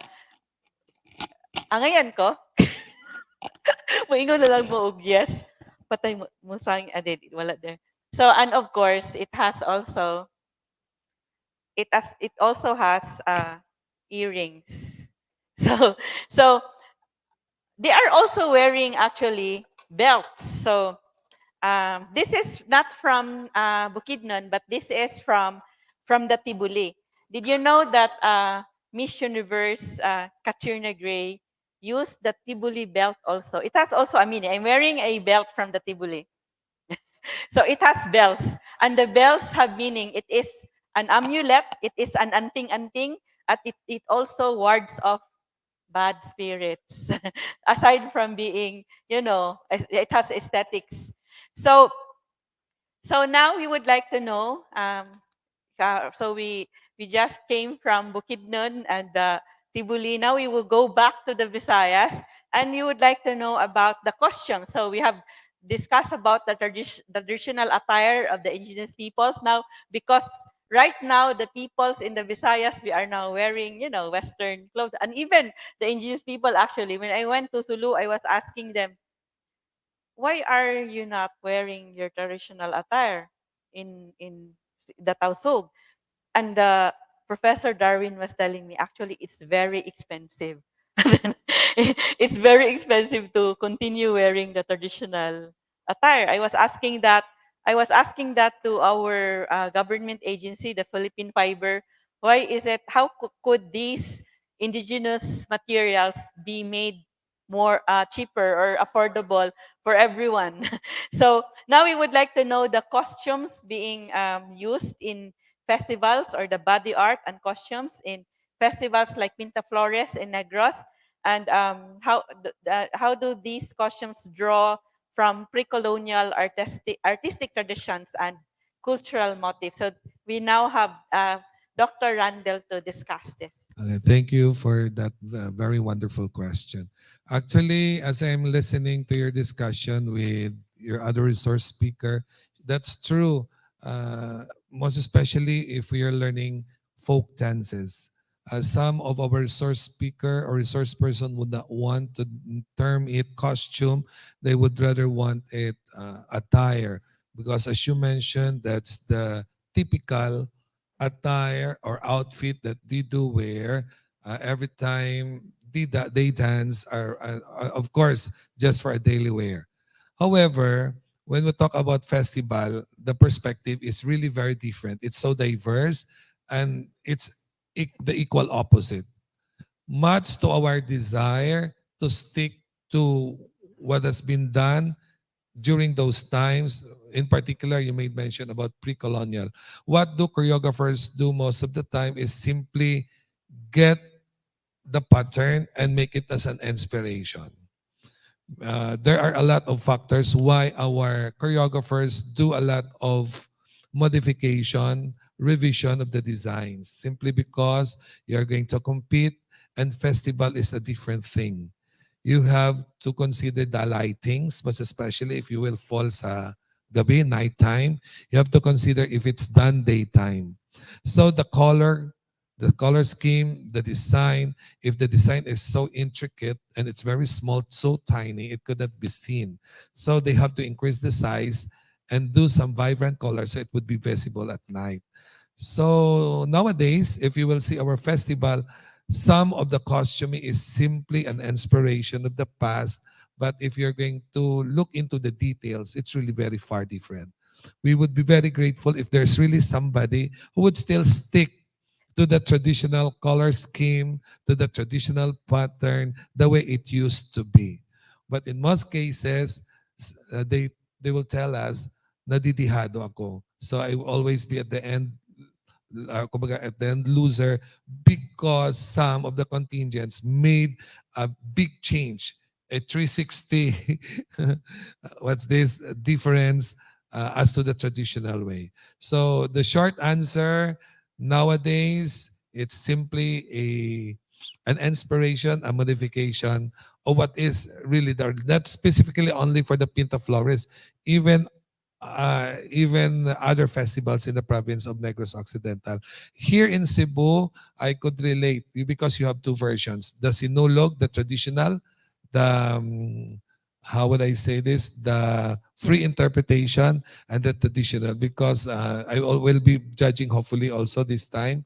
Around last year, I was also invited to judge the Sinulog, and I could really see the difference, most especially with the traditional as compared to the free interpretation, because the choreographers are given the entirety, the freedom to express what they want. Yeah, so Thank you. it's actually I see some many posts saying you should not call the Sinulog as a Mardi Gras. It Mardi Gras is not a Cebuano term. Mardi Gras is from Rio de Janeiro. yes, It's a and then when Latin, from Latin. Latin America, and then when Dr. 𝗕𝗶𝗰𝗶 was here in 2019, we had our staff had their version of the Sinulog, and then they were just actually looking for costumes, which one is available in that is for rent. So it looks like actually like a mermaid or a the like the queen or the main dancer or the star dancer of the Sinulog, and the choreographer was our housekeeping supervisor, and we were not yet so conscious about tracing Sinulog, and then see Dr. 𝗕𝗏𝗰𝗂 was here, and then he watched the performance, and then he said, that's what that's when he told me Sinulog was a Muslim war dance. So and that's 2019. So just that's January 2019. So I told him we will have that version next year. So 2020, before 2020, we went to Sulu. So because we were challenged, we were a bit ashamed that embarrassed that national artists for literature with a book on the the the history of the the Santo Niño devotion was here, and actually it was him who said in our discussion and a coffee talk with him that the Santo Niño, it's a recent choreography that the Santo Niño is being carried by the dancer, because traditionally we pray to our deities or to the Santo Niño in an altar, and not carrying them. So that's why when you see our Sinulog dance version today or the past few years, so actually in 2020 we still carried it. Our dancers still carried it, but it was last year You that place it in an andas. in a caro. So or what's the We name of that? call it actually in our case, Can you parang show? Maybe tuwang-tuwang. show. Makitaan sa camera.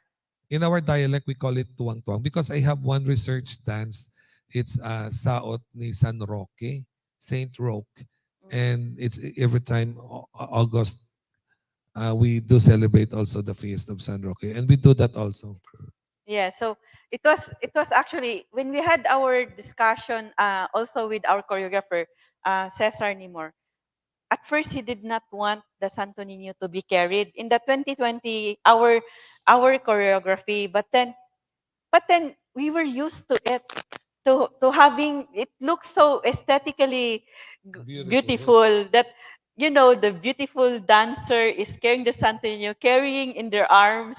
And then when we discussed with Dr. Risil last year in 2020, September 2023, that or 2022, that's why we decided our next version of the Sinulog will no longer have the dancer carrying it in the arms. Only in only here, but in the province at the same time, the city, Uh, they still hold because they most don't know, especially the festival queen, right? because it is aesthetically beautiful. So he said, Dr. 𝗕𝗏𝗰𝗂𝗏 was saying, we don't know when that started. So it may have happened like a very creative choreographer was thinking that why don't we make the Santo Niño? Okay, even the candle vendors in the past traditionally they just bring the candles. They don't bring they don't bring the Santo Niño. Maybe right now, I guess right now. Probably it was a very spontaneous act. They did not intend to do that, but maybe because of the feeling, the excitement, they get Yes. the grab the image, then praise it. So it's an evolution because Yeah. right now, almost all would bring the Santo Niño when going to the church, and the children would be wearing the clothes or the similar attire as the Santo Niño. And practical wise, it would be easier for you to carry the image rather than putting it in a carro. In a carro. So during the procession, Yeah, in a procession perhaps. yes.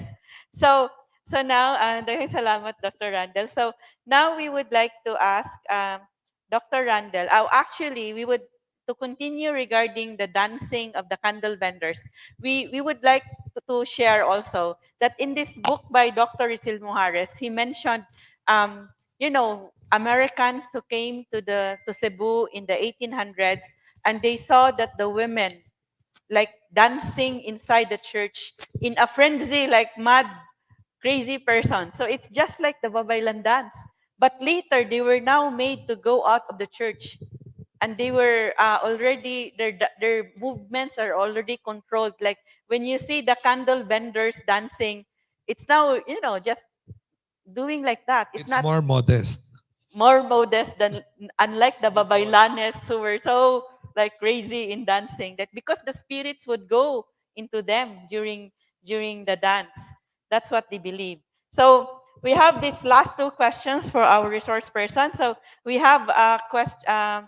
We have Mark Agiman saying, maayad na anlaw taalan. So a good day to everyone. So Mark Aguman, from where are you? In Mindanao. So we would like to know if you are in Bukidnon. And salamat Tungkay for joining us this afternoon online. So there is a question already from Dudes Milan because Bai Aduna was explaining her attire. So now Dr. Randall, so Dudes Milan is one of our tour guides in Cebu who uh, is is a Suki in our heritage events here. So he is asking Dr. Randall, please show Dr. Randall. So Dr. Randall, can you explain to us the attire you are wearing right now? I forgot the other group, but I bought this in Baguio. And the woman who sold this to me, she told me this is composed of two tribes, if I'm not mistaken. This is Kankanae, and I forgot Ibaloy, if I'm not mistaken. The Kankanae and Ibaloy. So I bought, this is commercial, commercial one. Again, this is an inspiration. Yes, thanks. It was a coincidence that I'm wearing also red, black, and And white. gold.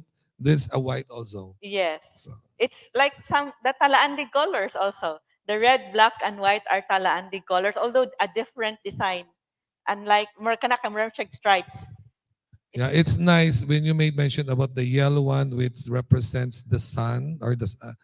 and for others, yellow may mean other thing like gold, something like that, Yes. And gold is or very, treasure. yes. And Bai Aduna was saying about the gold, that unlimited bottomless gold that keeps on flowing if we continue our traditions. So of course gold is very important for the Visayans. We know that our ancestors would not be able to go to paradise when they die. They believe that they needed to have gold. So that's why their accessories, I am wearing right now a replica of ancient Visayan Precolonial earrings, the Patanaw earrings, available at our Sidugatan Gifts from Cebu. So our ancestors believe that if they don't have gold with them when they die, they would not go to Saad. They would stay in Sulad, which is not yet the ideal place for the spirit. Saad, is it the promised land? Promise. It's that's like promise or the paradise. My It's like study is heaven. about panaad. A panaad means a vow or a Ah, promise. yes. In our Hiligaynon, So panaad. So it's it's just a like promise. our ancestors, our Visayan ancestors believe that the ideal place for spirit to be is in Saad. So when you give a panaad, when you do A panaad, destined place. yes, That's or you give a panaad, so you want to go to Saad. You need to do, I think you need to do things, you need to fulfill those requirements. your your living relatives need to do many things for your soul or for your spirit to go to Saad. They need to have gold for you, clothing, food that they should be with your body in the coffin, in the boat Ay, that would travel in the and the at the river, in the cave. And those are parts of the rituals that you're saying. Yes, so there are rituals that should be done by the living relatives so that the spirit of the dead, including really very important is to have gold. Okay, if So you will be able to reach that destined place, the Saad. yes. And you do that in your Panaad festival. So it's the It sounds ancient meaning of Panaad. You want to go to Saad. yeah. So that's why you do those rituals. Yeah. So it's like heaven for the Catholic Christian religion. Yeah. Heaven is Saad. So so now we would like to ask Dr. Randel regarding the dance routines in the Negros festivals. So how do the dance routines in the festivals capture and represent the cultural values and everyday life of the communities? So from ancient times. Ancient times, if you can recall, very few of our festival really can be traced back ancient times. As you mentioned, most of our festivals started 1990s, and the earliest one, if I could recall, is the Mascara Festival, which is also a Latin American influence. When Bacolod or Negros Occidental suffer from an economic turmoil, and we have to project to the world that we can manage to smile despite of all the problems that we're encountering. And so the image, the prop of mascara was a very iconic, that was made as a tool to project to the world that very optimistic attitude of the Grense, that we can still manage to smile despite of all the struggles, the challenges in life. Relative to the routine, it's very conflicting, but still people would usually try to, most especially if the festival, I mean, would speak about way of life. The way of life, it's very simple to choreograph once it is a way of life, because you simply have to do the notation simply based on what you have seen. This will give you movement patterns, which eventually become your movement routine once you establish a dance. Another approach would be a storyboard. You need a storyboard. So gagawa ka talaga, you have to make a how it started, what will happen at the middle of the story, then how the story will end. So having a storyboard, you will be able to itemize, or how would I say it, categorize the movement that should be done in segment one, in the segment two, in the segment three, in the segment four. So again, all of these movements should always be deeply rooted from a particular inspiration. It may be legend based, it may be actual life story, it might be a story of the future, the way how you forecast the future, anything, any stories that you would like to tell. But as what I have said, most of our festivals are grounded on certain legend, certain religious activity, and the way of life, which is most of the festival. It's all will always boil down about the celebration of life and Thanksgiving. Yes, I remember I read your paper and you mentioned about there are values reflected in the dances Yeah. in the festival. So please tell us more about this. Yeah. Originally, I studied 7 festivals. But when I published it, it trimmed down into 5, considering the requirement of the journal. That I only have to have 5,000 to 6,000 words. So I trim it down. The first one is mascara, which I made mention. So one thing which I've learned from the Bacolodnon in particular are they are so optimistic relative to the problem, the Don Juan Sea tragedy that happened in 1980. The Dinagsa, which originally its name is really Ati-Atihan, and which was copied to Aklan, and also an inspiration of the Dinagyang, now in the city of Cadiz.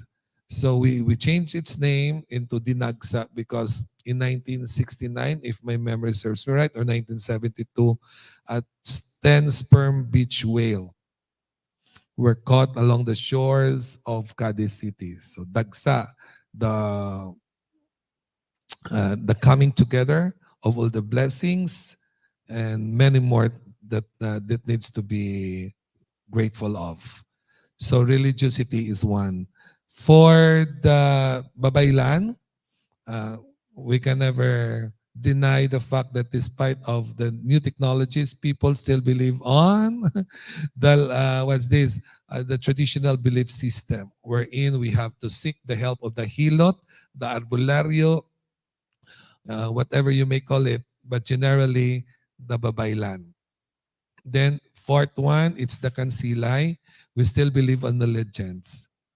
So the very beautiful of a story of inspiration of the Princess Kansilay.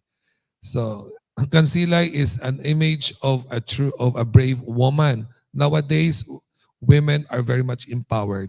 So it's not really very far from what we're really striving for this time. And fifth, I think I made mention about uh, the martial arts, but although it's not part of my study, the Kalikalihan, the San Carlos City, their love for the art, the tattoo, or making use of the flower as their inspiration.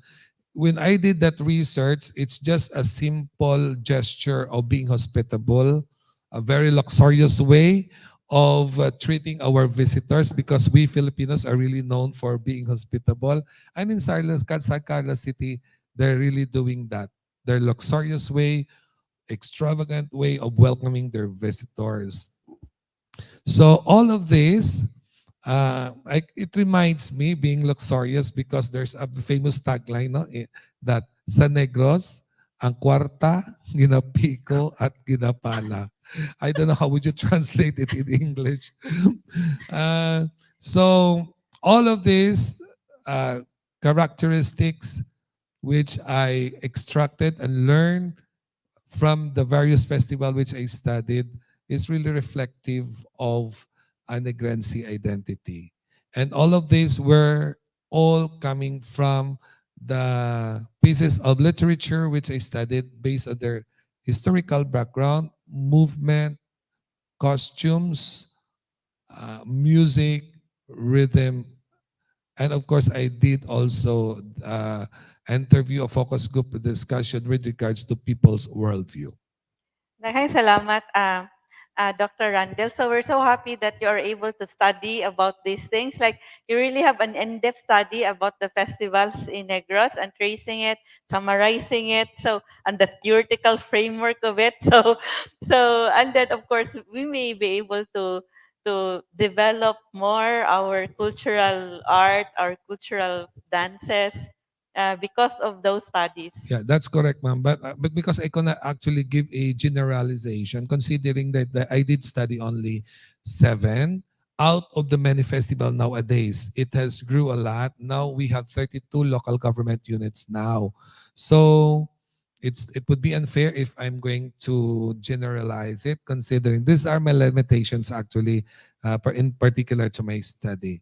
But I believe that these very tangible evidences could really somehow or speak about the Negrense identity. Yes. So of course we are studying also about Negros. We are trying to relate it with what is being done also in Cebu, because of course in the past, according to our historians, the Visayas was one. There was only one Visayan dictionary in 1616. We were connected, and there were alliances among the dato and the leaders in different islands, and they actually conspired to drive away the Spaniards to go to Luzon. So they starved the different islands in the Visayas, starved the Spaniards so that they would leave the Visayas.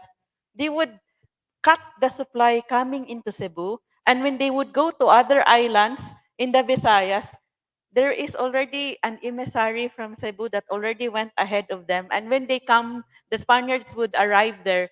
They would just be told, "We have no harvest. There is no food. There's wala." They could not eat. They had to go to Luzon. To, Look up. so, we have actually a common, we have common roots and common history. But they even before COVID happened, the Spaniards imposed border control. You cannot go to another island or another province without the written permission from the leader in that community. So they built border control. That's why they're developed, they're developed more kind of various diverse languages. So later. So when there was only one dictionary in the past, in 1616, ni daghan na nanay. Ilonggo, Hiligaynon, Waray, So thank you very much to John Jeffrey Dungog de Batos for joining us, and also Ferdy Aparticio, of Supervisor of DepEd Taguig City and Pateros, at the Araling Panlipuna area. Daghang salamat for joining us in our last part. So stay tuned for the trivia quiz with exciting prizes, and also our Bag-ong 𝗕𝗏 would perform for us once again their version of our version of the Precolonial Sinulog dance. Kinahanglan pagtato ato warriors. Maybe tomorrow na ano. Actually, it's their first performance after only 3 days of rehearsal. Dagang salamat to the previous dancer, performer before, our Juana in our um, the wife of Humabon, or in our previous performance last 2 years ago, and she is now the choreographer, a student of our former intern OJT from the University of the Visayas. So now we would like to have this last question for Baay Aduna. We go back to Bukidnon, to Mindanao. So we would like to ask Baay Aduna, regarding the Talaandig community, how do they transmit these dances to the younger generations? So how do they keep the culture alive in the young people? The Ani community, kung discuss earlier, na ay mga groups or kani ang nakategorize na nidaan kung asa dapat ng mga role in the community.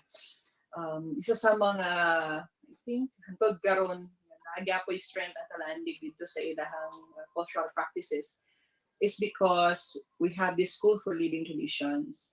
So, school for living traditions is our space for the elders to transfer their knowledge, and also this also a space for the young children or next generation to learn about mga kultura, sayaw, kanta, mga awit, mga tulunggon, and even the rituals are there. So with the cultural master's help, na added to we have 𝗏𝗶𝗰𝗏, our cultural master in dancing. So nakafocus siya in teaching the dugso dance. So dugso, very crucial siya, no, dito sa mga bata. Kung if you're learning a dugso, you're teaching them the dugso.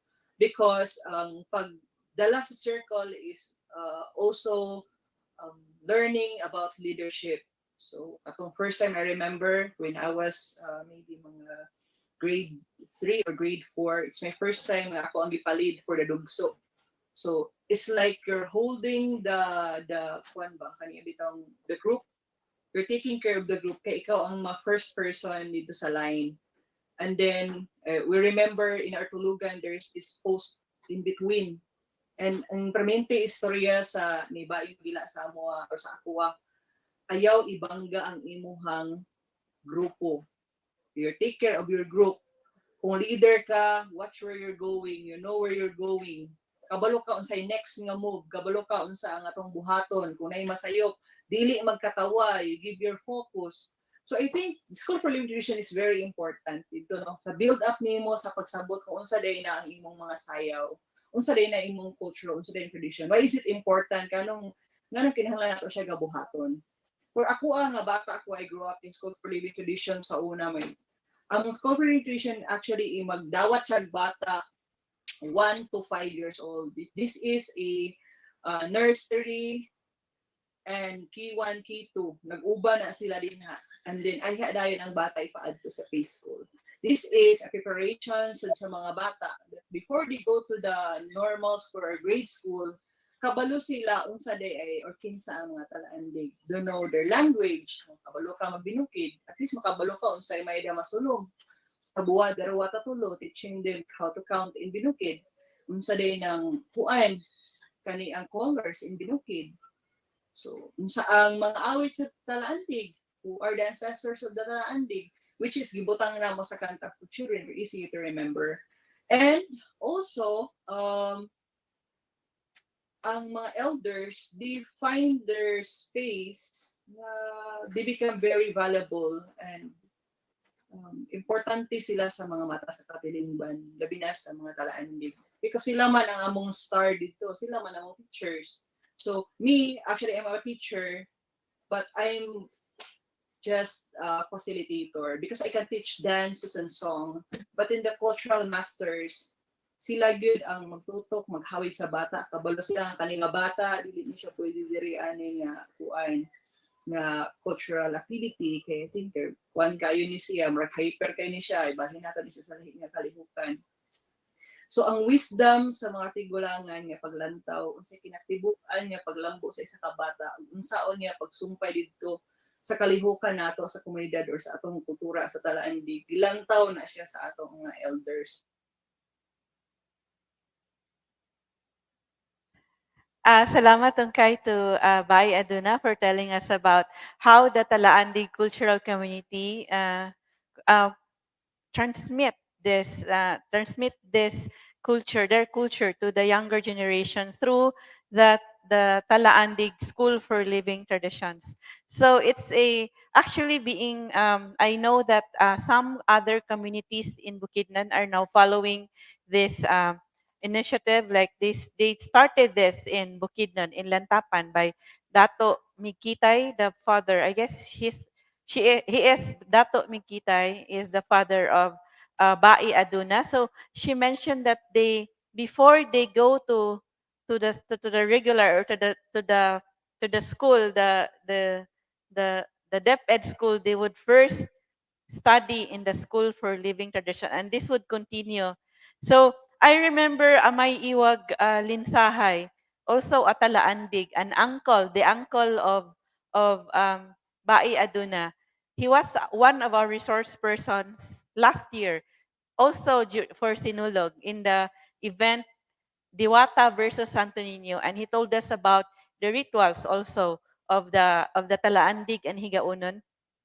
And he mentioned he was very emotional in sharing with us how their culture is being killed, how the children are in the school that does not teach about their culture 5 days in a week, and the children are just in their homes to learn about their to learn about their culture in just 3 days, 2 days in the 7 days in a week.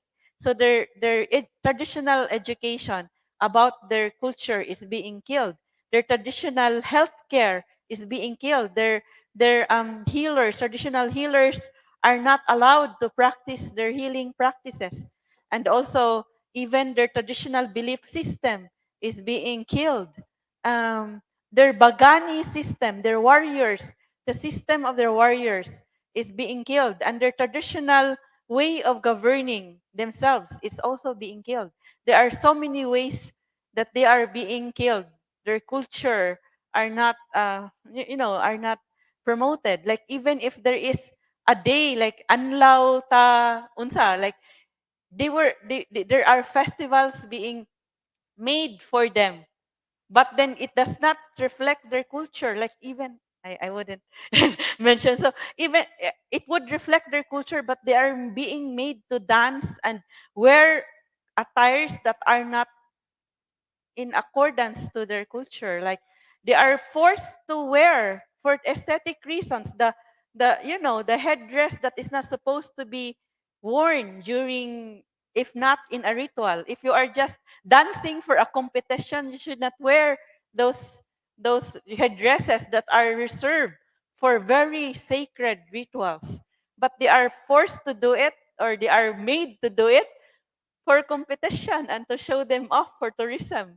So for commercial purposes. So so actually so we try to learn about that. So when we when we try to learn about their culture, so I had to go through actually a ritual with the six dato and abae in the Hogaunon Talaandig cultural community. They, they would not talk about their culture without asking permission from from the deities also. So there was chicken being white chicken, red chicken, and black chicken. So actually, it's for, and there is also, even when I ask a dato to in another place to show how a traditional chant is being made, so he still also asked permission. It was just, I was just so lucky that the deities actually kanang, there was something that he would there was something that he would do, like and asking the deity if he is allowed to share with me the chance, and then the deity approved. So salamat tungkay sa magbabaya. So I could also see the similarities. For example, in 1521 ritual, you would see that you would know that after they killed the hog, the pig, the blood of the pig is now being in 1521 they marked, they put the blood of the pig on the forehead of the people in the ritual in 1521. When I was with the dato, mga dato, the Higaunon Talaandig dato in Bukidnon, the blood of the chicken was also put on my head, on my forehead. So you would see that the it's 500 years old, 500 years old practice in Cebu. It is not done now, but it is done still in the indigenous communities. So if it's pig or chicken, so they offer it for the deity. And the blood, so there is a symbolism for that. So it's the offering for the deities. So and it is now in your forehead, so you are offering it with them. I don't know. Maybe the dato would be able to explain it. So now there is before the last question, so we would like to ask if there is a reaction from the on-site audience, if or there is a question from the on-site audience. Ikaw, Roxanne, do you want to react? So we have there is also a question from, so we have from Taguig City and Pateros watching Edgardo Logroño, Marie Bloy, they are, and Sherina Pagaw from Taguig, but studying at the University of Makati.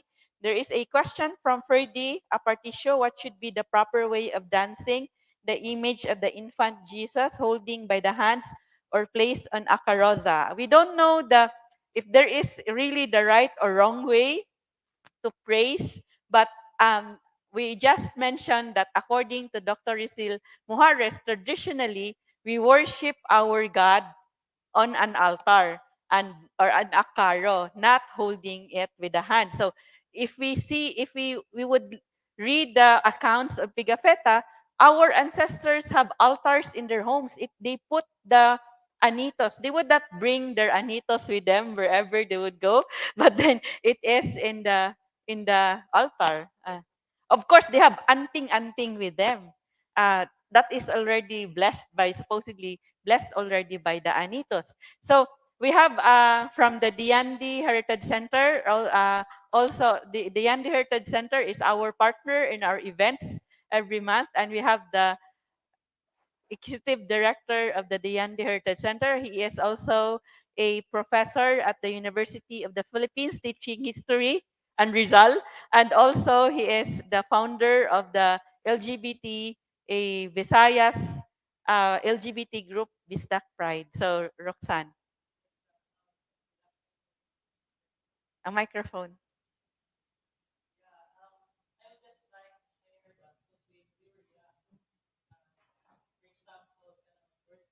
Naon na?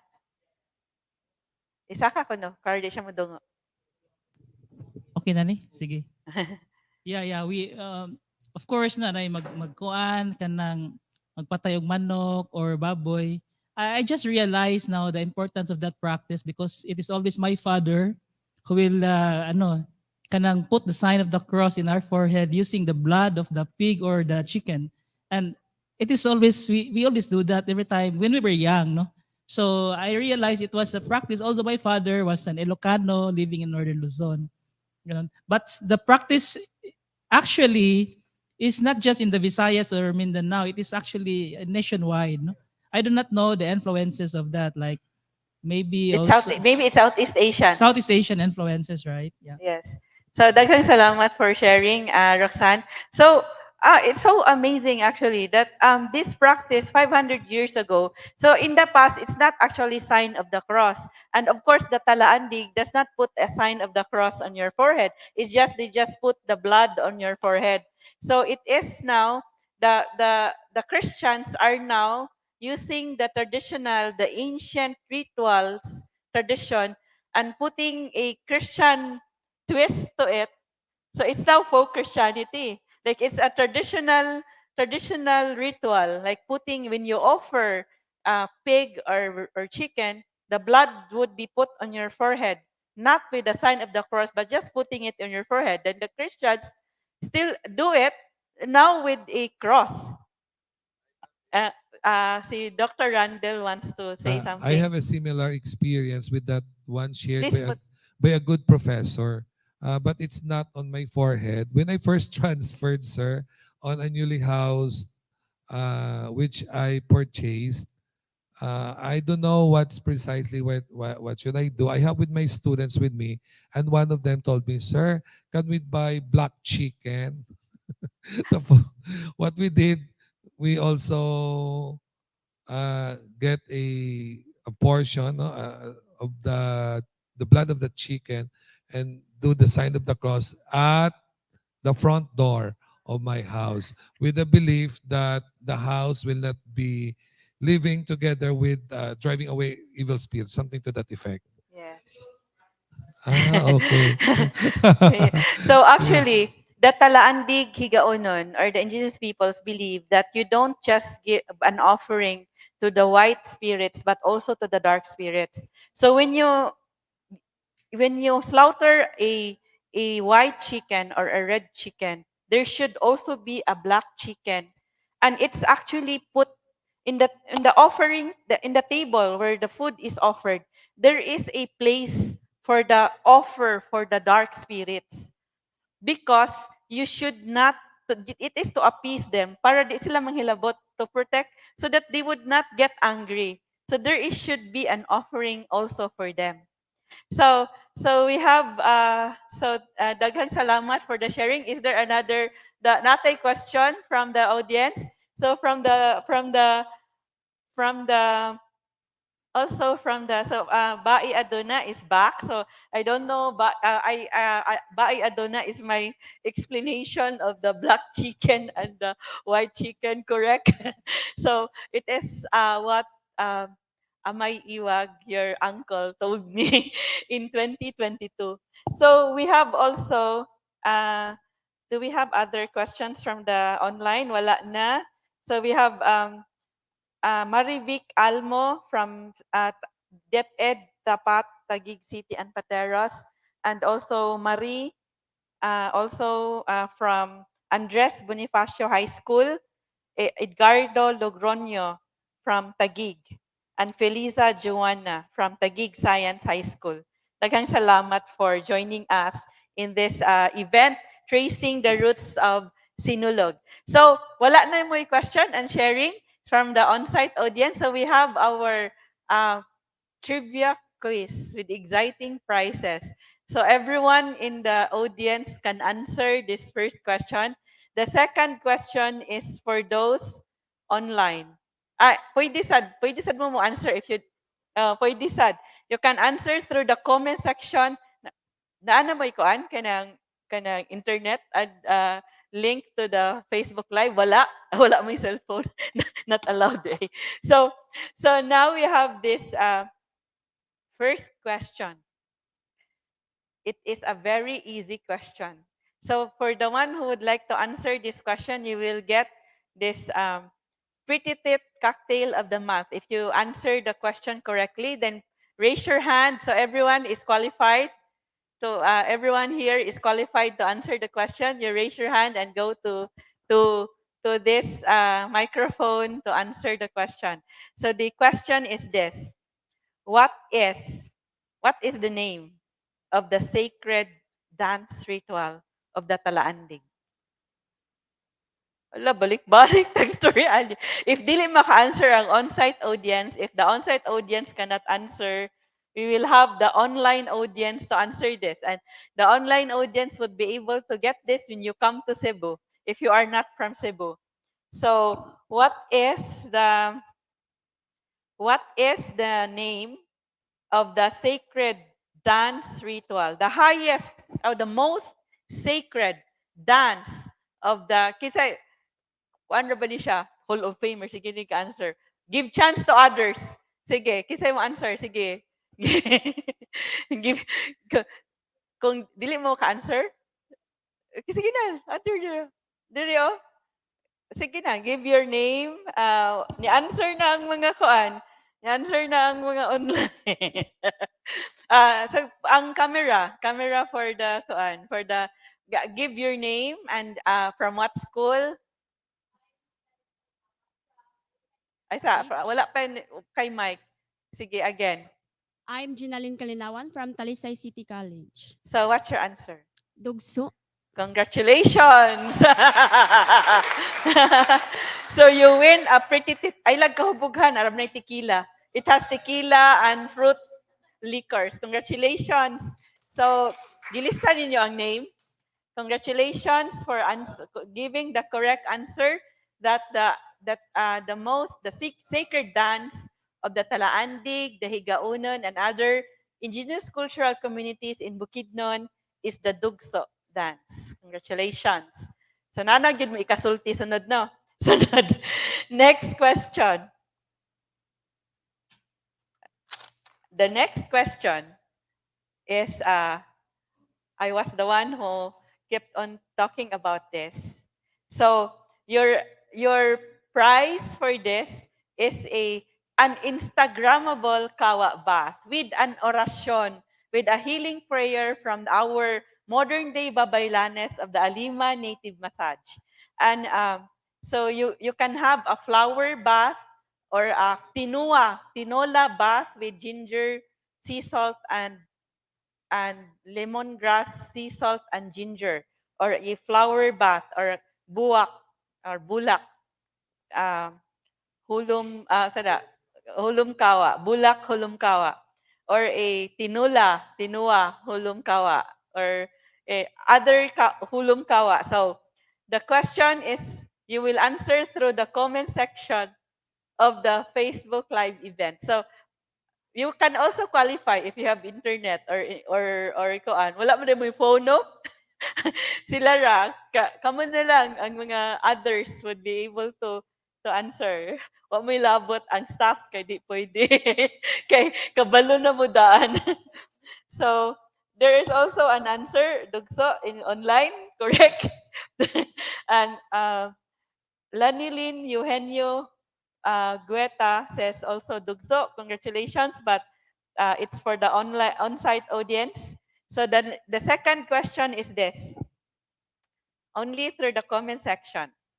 In the earliest Visayan dictionary by Father Mateo Sanchez, which is in 1616, 1711, what is the meaning of the word sinulog?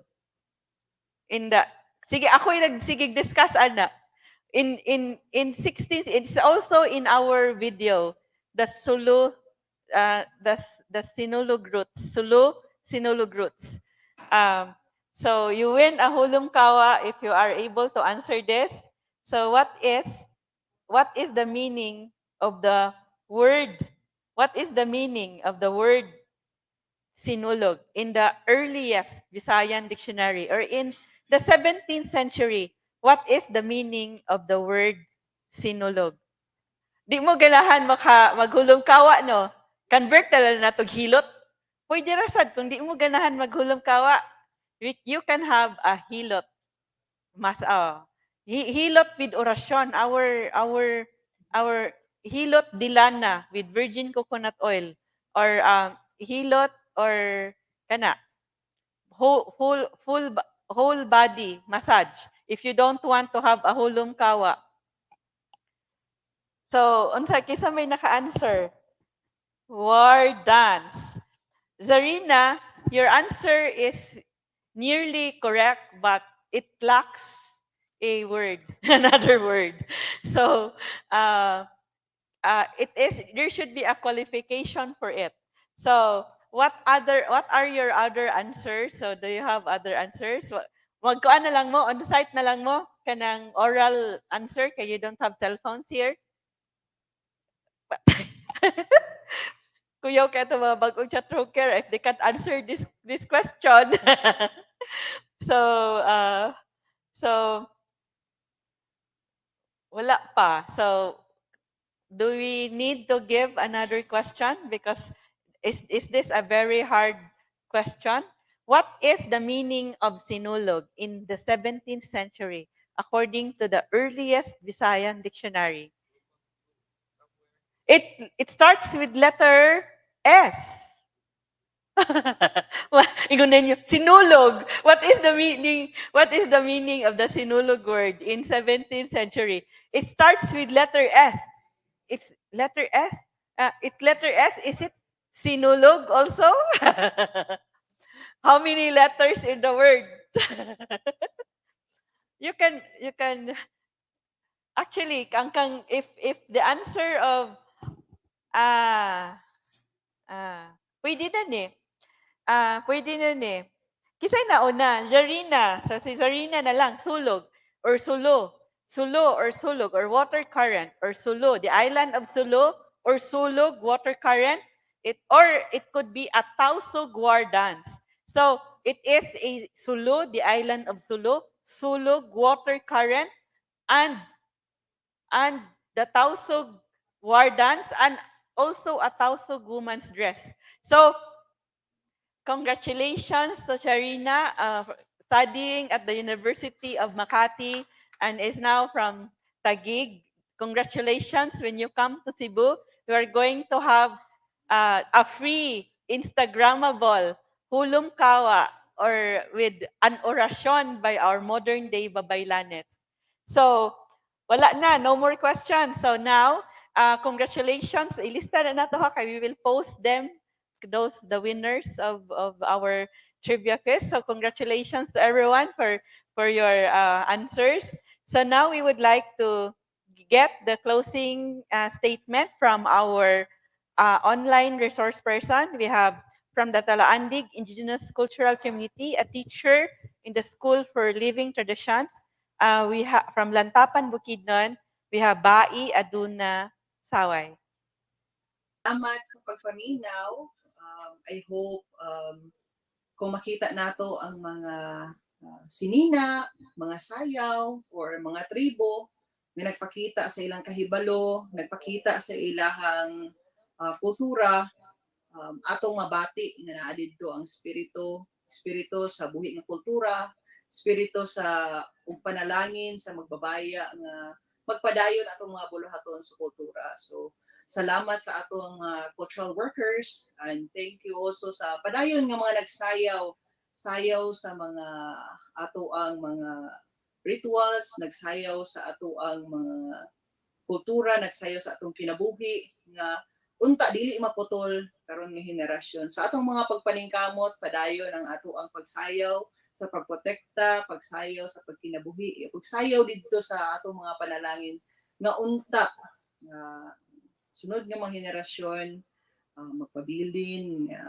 naka sentro sa kultura ang paglantaw sa ato ang paglambo. Daghang salamat sa ato ang organizers for inviting me here. Unta daghan mo nakatut-anan sa ato ang pagbinayluway o kaniang mga istorya. Salamat ungkay kay inyo alan.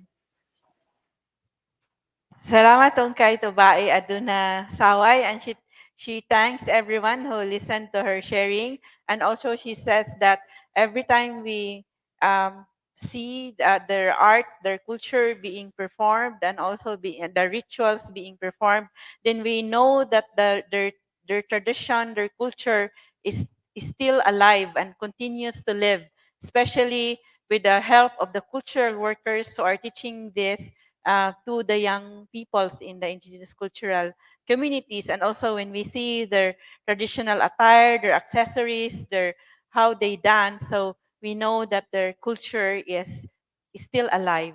And she thanks everyone who supports them and their and these discussions also about their culture.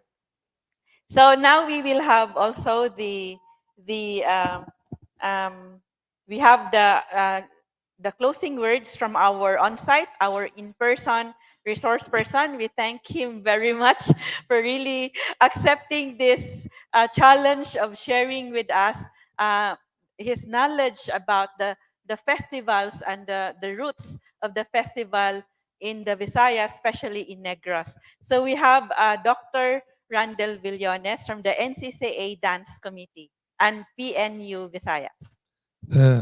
Good afternoon once again to you, ma'am, personally. Daghang salamat.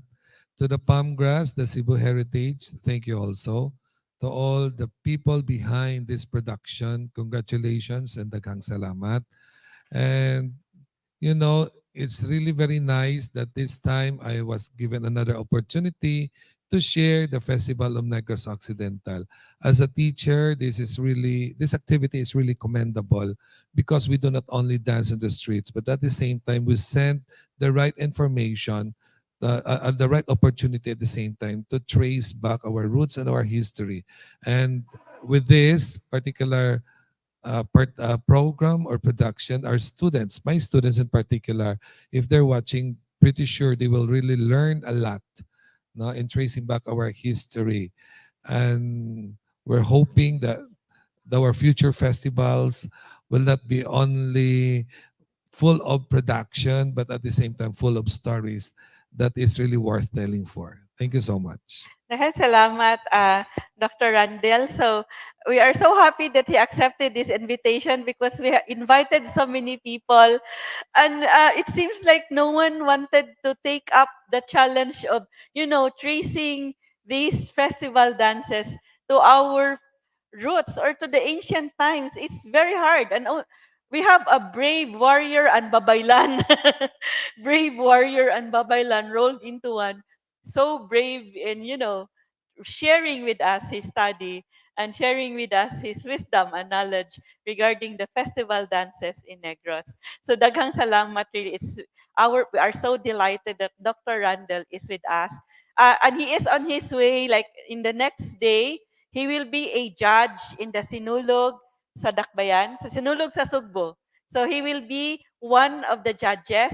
You would share with us what is your evaluation. So of course, we don't give evaluation just for saying something, but then we want to praise the good things that is being shown, and also to give more kanang insights for improvement in the future. As they said that the past Sinulog sa Lalawigan was very grand according to some comments that I've read. So there is another before we watch our Bag-ong 𝗕𝗏𝗏 for their final performance today. So Dodds Milan is saying daghang salamat Miss A and to the panelists, Bai Aduna and Dr. Randall Villones. Another productive day, Pit Senior, Pamgras, and the team of Miss A. So daghang salamat also to our choreographer, a former performer, but now we studied together the how Pigafetta described the traditional ritual in Cebu. So thank you to Shopee of the University of the Visayas for taking also the challenge of choreographing now. She was a former performer of the Bag-ong 𝗕𝗏𝗏, and now she taught now that the students also from Talisay City College, from Talisay City College who are now also part of the Bag-ong 𝗕₂ our version of the Sinulog dance. So we thank our partners, the 𝗕SDE Foundation Incorporated, the Central Visayas Association of Museums, of which our 𝗕Independencia is a member. So we are a proud member. Our 𝗕Independencia of Pangas, the 𝗕PHO Heritage Hotel, is a proud member of the Central Visayas Association of Museums. We thank the Diandi Heritage Center with the Executive Director, Roxanne Doron, for always partnering with us and giving brilliant ideas on what should be our next events. So, and then of course, so on 2020. So we present to you once again the pre-colonial Sinulog dance of the Bag-ong 𝗕₂